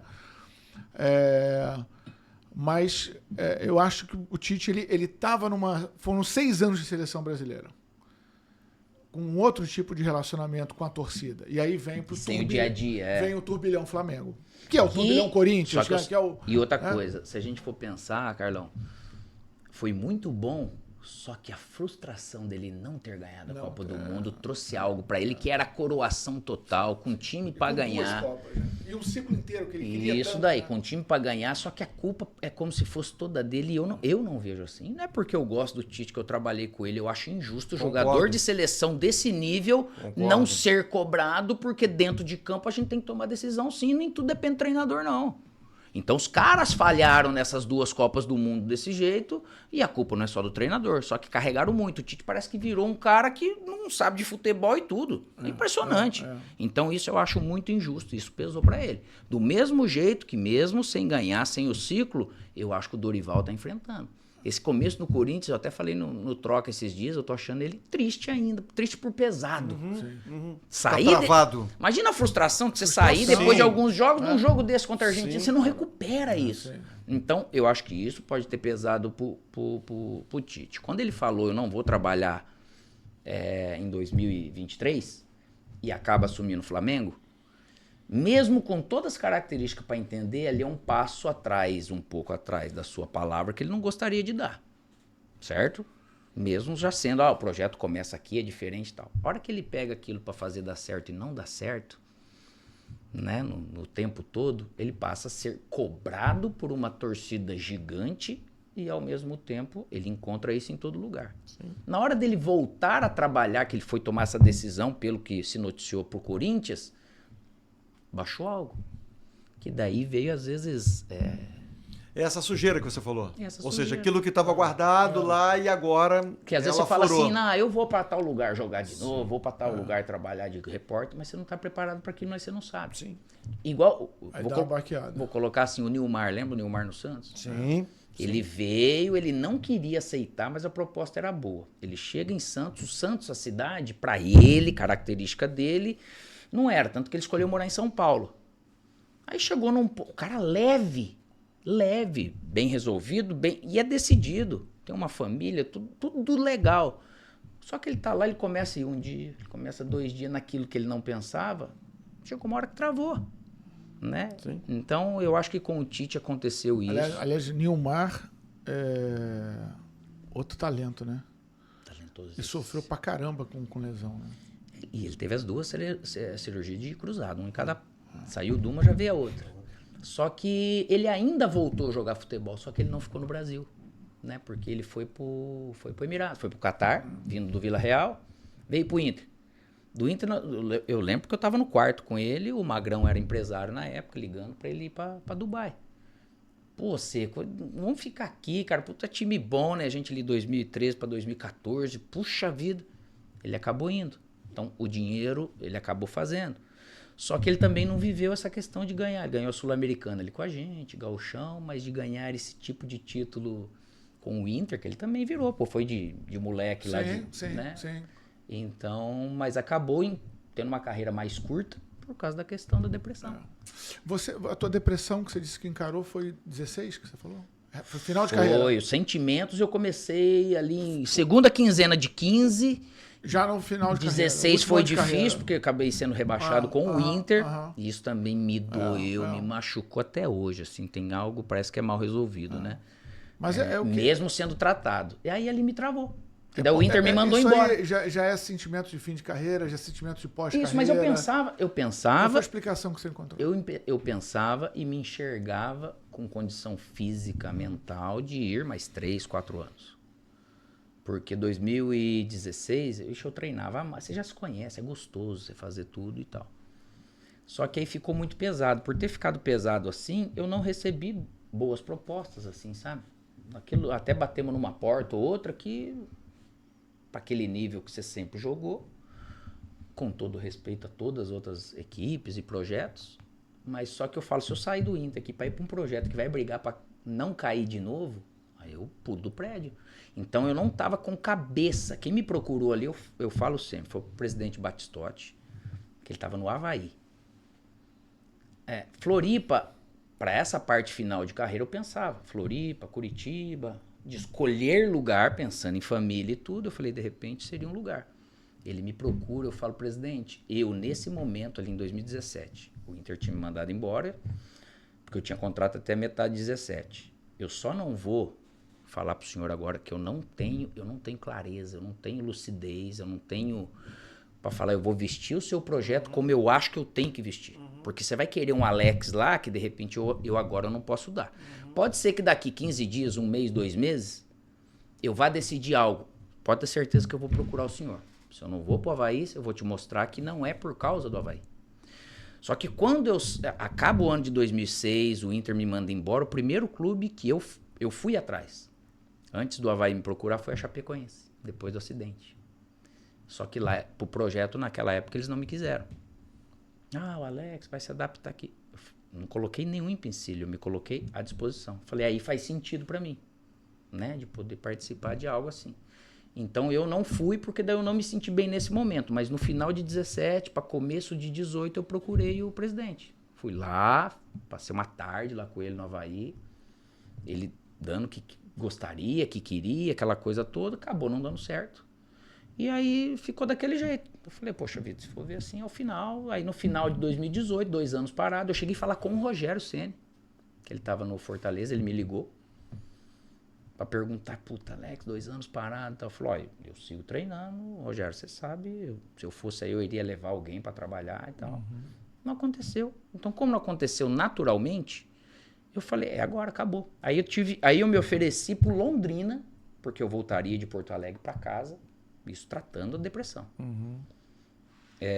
Eu liguei pro Sérgio Malucelli, que eu tinha passado lá uma vez. Eu falei, pô, você lembra aquela conversa que a gente teve brincando? Em uma estrutura muito legal de Londrina. Ficaria ali 100 quilômetros dos meus pais e do meu sogro, da minha sogra. Ele falou, Alex, eu vou falar com o treinador aqui, no final da tarde eu te ligo. Aí ele não me ligou. Eu falei, poxa vida, aí, com todo respeito, eu bati lá na porta do Londrina, do Avaí, e eu não consegui, o mercado fechou para mim, aí eu tenho que realmente parar. E foi assim que eu acabei desistindo. E aceitou bem a situação? Aceitei. Eu demorei mais de ano para ir em estádio de novo. Tudo. É mesmo? Mas eu vim me sentir melhor quando o Duílio me leva pro Corinthians na diretoria em 2021. Aí parece que tirou um sentimento ruim que você volta para aquele Limpou, né? Isso daí. Então bateu uma abstinência, a gente pode dizer assim. Bate, cara. Você jogar nesse nível, cara. Eu nunca gostei, depois que eu parei de jogar, de ficar jogando pelada. Não tenho vontade nenhuma. Mas a hora que você vê o campo cheio, estádio cheio, jogos importantes, isso faz falta. Pra mim, o que você sente falta? Sinto. Bons momentos, assim. Lógico, o dia a dia, desgaste, mas era gostoso, cara. Se eu vou hoje num ambiente de um clube com alguns amigos, seja no Inter, no Corinthians, no Fluminense, se eu for, é gostoso você tá ali, aquele cheiro da grama, resenha aí, ver os caras ali tá suando, fazendo aquilo. É uma delícia, cara. Mas agora tu resolveu cornetar, então. Agora nós vamos meter o pau nos caras. Agora tu tá mudando de lado, né? Agora eu não perco. Mas também não ganho, né, cara? Não perde, mas não tem o prazer também da vitória. O gostinho da vitória. Fazer aquele gol importante, gostoso que ele passa. Aí, agora tem que trocar passes com Carlos Eduardo Mansur. É isso aí. Tá deitando e rolando na bancada. Com aquela lenha, aquela lenda, na verdade, né? Que a Mansur é uma lenda. Ele com o Felipe deu um casamento muito legal. Bacana, o Vitor que... Bacana, já. Você se adaptou bem ali, né, cara? E você adota uma linha assim, até mais bem-humorado. E é do jeito que eu sou, né? Quando eles vieram, tava com aquele negócio. Nós queríamos uma bancada fixa e tal, e foi procurando um ou outro, testando. E aí, a hora que você chega, até você sentir a vontade, mas é o que eu sou, né, cara? Então, se a linha, né, desse certo, se não, também eles falavam, Alex, vamos por aqui ou vamos por lá. Mas, cara, o legal é que eles nunca colocaram palavra na minha boca. Lógico, isso aqui, toma cuidado aqui, toma cuidado ali. Pô, já tá indo para 2 anos aí, a gente enganando os outros. E é leve, é legal, é tranquilo. E assim, você vai exercitando também aquilo que você sempre teve desejo, como você falou, de ser um treinador, quem sabe, no futuro, você vai exercitando você isso ficar também, fora é duro, né? Você perde os times, conhecer nome. Sim, começa a te faltar... Lógico. Você tá fora, você vai ficar assistindo só jogo, às vezes você não fica. Sim. Você tá num compromisso aqui, você tá em outro lugar. E vem cá, o comentarista então, qual é o futuro da seleção brasileira com ou sem estrangeiro? Tem que ser? Eu hoje, do jeito que tá, que já colocou muito bem claro que é estrangeiro, os brasileiros disponíveis, ficou ruim para eles assim pensar, daqui a pouco vai, parece que eu vou ser resto, mas eu não viria assim, mas eu respeito se for. Porque dos brasileiros, eu acho que Renato Gaúcho, mas o Renato Gaúcho no final do ano passado, um pouco antes de acabar, ele falou, eu não aceitaria por nada essa bagunça aí da CBF, como que a CBF vai contratar? Não dá. O Felipe, que eu acho que seria um nome interessante por causa de apelo popular também, naturalmente, ele pelo jeito ele não quer nesse momento da carreira. Rogério Ceni, eu acho que poderia ser, tem sim um certo reconhecimento e tudo, porque se a gente for falar de Jardine, que é um baita de um treinador, não tem apelo popular, mas está super vitorioso lá. E aí vem realmente os treinadores de fora, né? E é um projeto, cara, seleção brasileira, eu acho que é muito difícil o cara falar não, porque o cara vem pra cá, se der errado, parece que já vai ter desculpa. Cheguei só faz 1 ano e tal. Mas pra esses nomes, eu concordo até com os nomes. Se fosse o Ancelotti, se fosse o Jesus, o Abel, né? Um Mantini. Eu não veria problema. Não é o que eu pensava antes, mas pra esse momento eu acho que vai ter que ser. Pede isso, né? O momento pede isso. Pede isso. Quero ver agora, E preferiria um estrangeiro igual Jesus e Abel, porque já conhece futebol brasileiro, sobretudo o Abel, que não saiu, né? Tá aqui direto. E outra, você pega o Abel do jeito que ele joga, um cara muito estratégico. Eu também acho. Mesmo que fosse, aí tá. Eu acho que o Abel, o Palmeiras não liberaria ele antes da Copa do Mundo, de clubes ali. E se fosse o caso de não... Eu esperaria o Abel até a Copa do Mundo, porque não é essa, agora do jeito que tá, não é essa convocação que vai atrapalhar esse ano de Copa, concorda? Claro. Não vai ser mais 2 jogos. Não é agora. Isso não é daí. agora. A classificação vai acontecer. Pode Isso ser vai. difícil, mas vai acontecer, né? Isso vai. Agora vamos ver. Só uma curiosidade, a gente falou aqui dos bastidores do Mundial, né? Com o Internacional.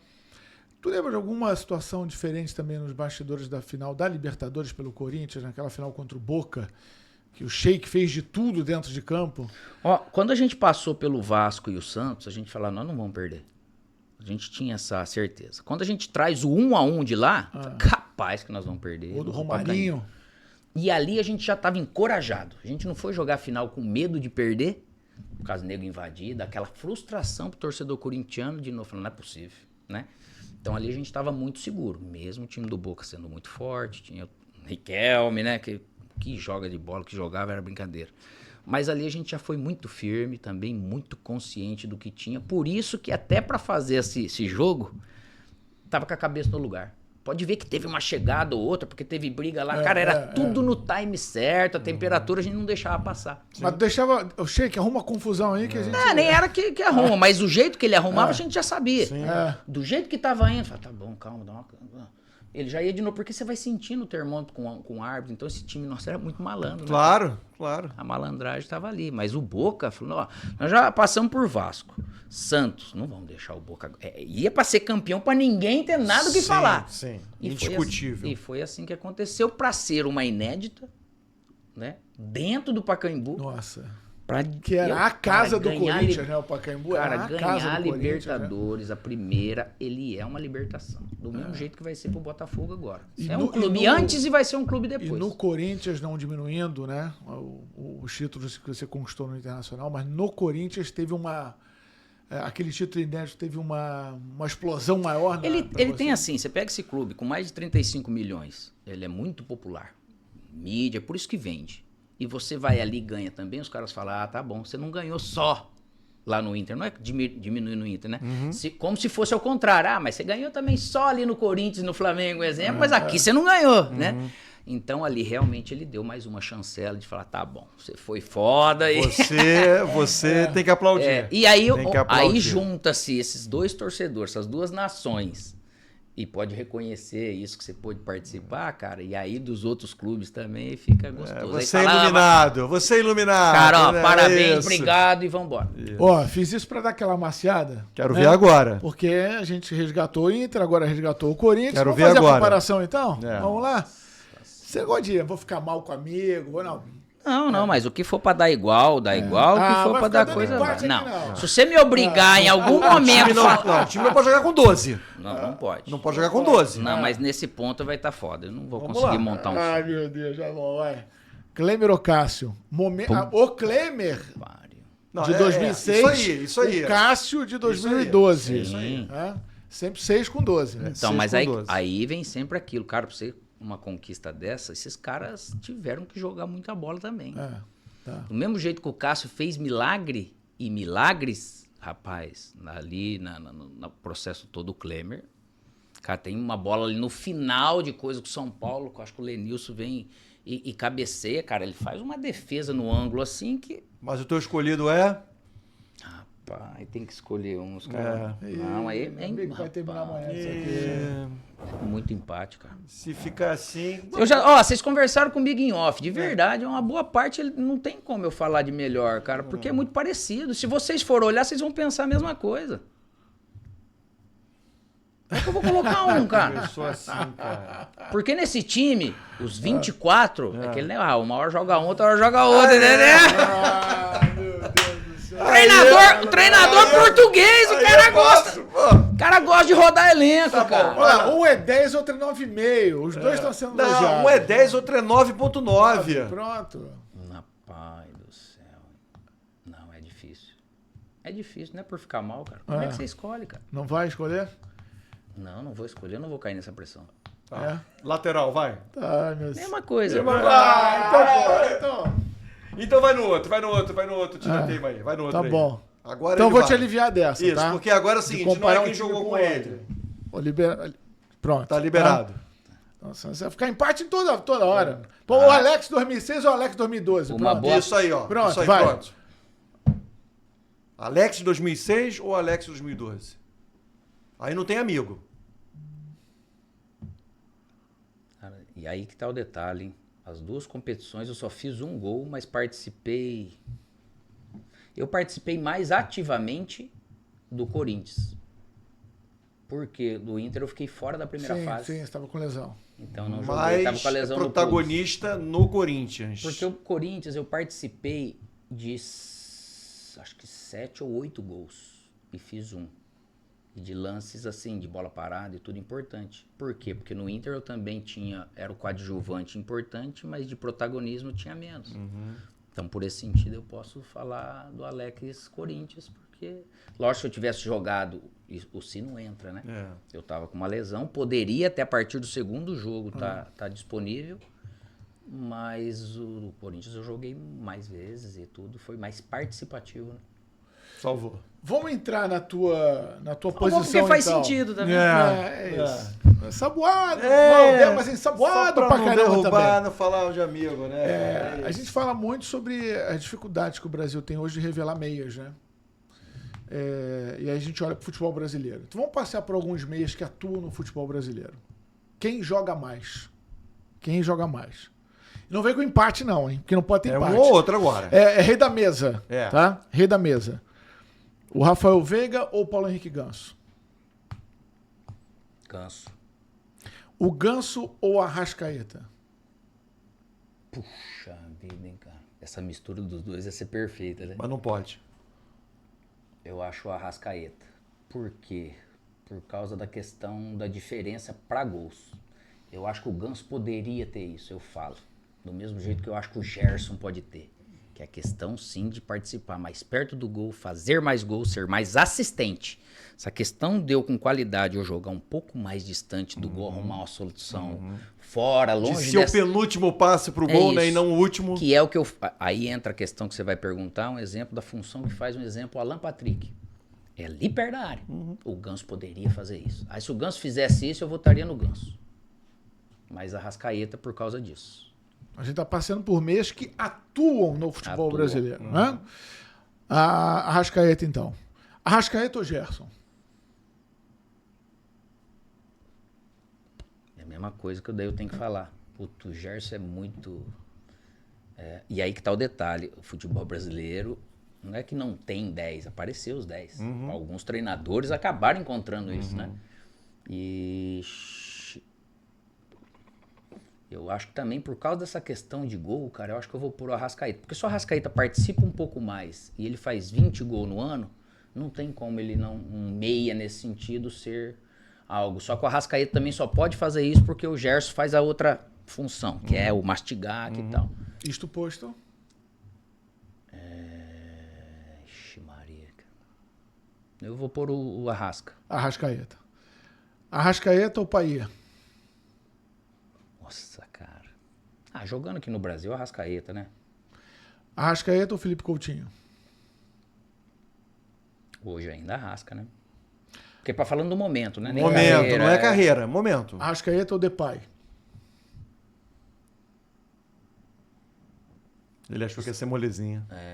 Sabe o que é o duro? Aí você vê, é bastante talento pra fazer o gol, mas os dois são tão vagabundo pra marcar, né? Pra ajudar um pouco, né? Enfiar na mãe. Demais também, né? Não, mas um pouquinho, velho. Tô falando pra roubar a bola. É brincadeira. Porra, cercadinho. Pô, velho. Ajuda o treinador, meu. marca com o olho, né? Marcação jacaré, só com o olho. É. Pô, é brincadeira também. Tu quer o Arrascaeta pra marcar? Tu quer o Depay pra marcar? Nossa, cara. Pô, tá sofrendo o rapaz, hein? Não, é porque se você pegar... É Tá que você... sofrendo, cara. Não, que você pega o Depay, cara, ele, poxa vida, é um cara... Ele é pica, hein, cara? Sim. Resolve aí. E ele ainda não fez tudo que o cara fez aqui no Brasil, olha pra você Pô, ver. imagina quando for técnico, hein? Pra escalar o vai time. ser. Pô, que bem que eu vou botar Não, mas daí esses dois eu colocaria junto. Jogador bom, vamos, né, cara? Arrascaeta aí, Depay. Vamos pôr o Arrasca ainda. Vai. Arrascaeta segue firme então. Arrascaeta ou Matheus Pereira? Cara, eu gosto do Matheus Pereira. Eu gosto de todo mundo, cara. Aí, desses uns tá de sacanagem se eu falar que não gosto, né? O Matheus é... Aí já é um meia que vem, busca e Isso. E dribla. outra coisa que pisa mais na área. Eu vou no Matheus. E ele é canhoto. Matheus Pereira? Eu vou no Matheus. Ele vai defender. Lógico que eu queria ele na seleção, pô. Não... Vai defender, porque é canhoto. Então Arrascaeta ou Matheus Pereira? Matheus Pereira. Tudo briga muito perto, mas Matheus. Matheus Pereira ou Everton Ribeiro? Nó. Rapaz, a ordem que vocês estão pondo, hein? Ué, tu não é bom? O Everton é um filho de uma égua, né? Eu vou no Everton. Everton Ribeiro ou Alan Patrick?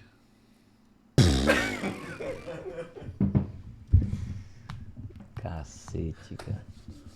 Eu vou no Alan. Alan Patrick. Vou. Alan Patrick ou Oscar? Ainda vou no Alan Patrick. Alan Patrick. Um prazer e uma satisfação. É minha. Que honra. Porra, cara. Bom demais, Alex. Obrigado. Bom demais, bom demais. Muito Pra fazer isso daí é muito melhor do que quando os caras falam Alex ou coisa. Não me coloca que eu não faço.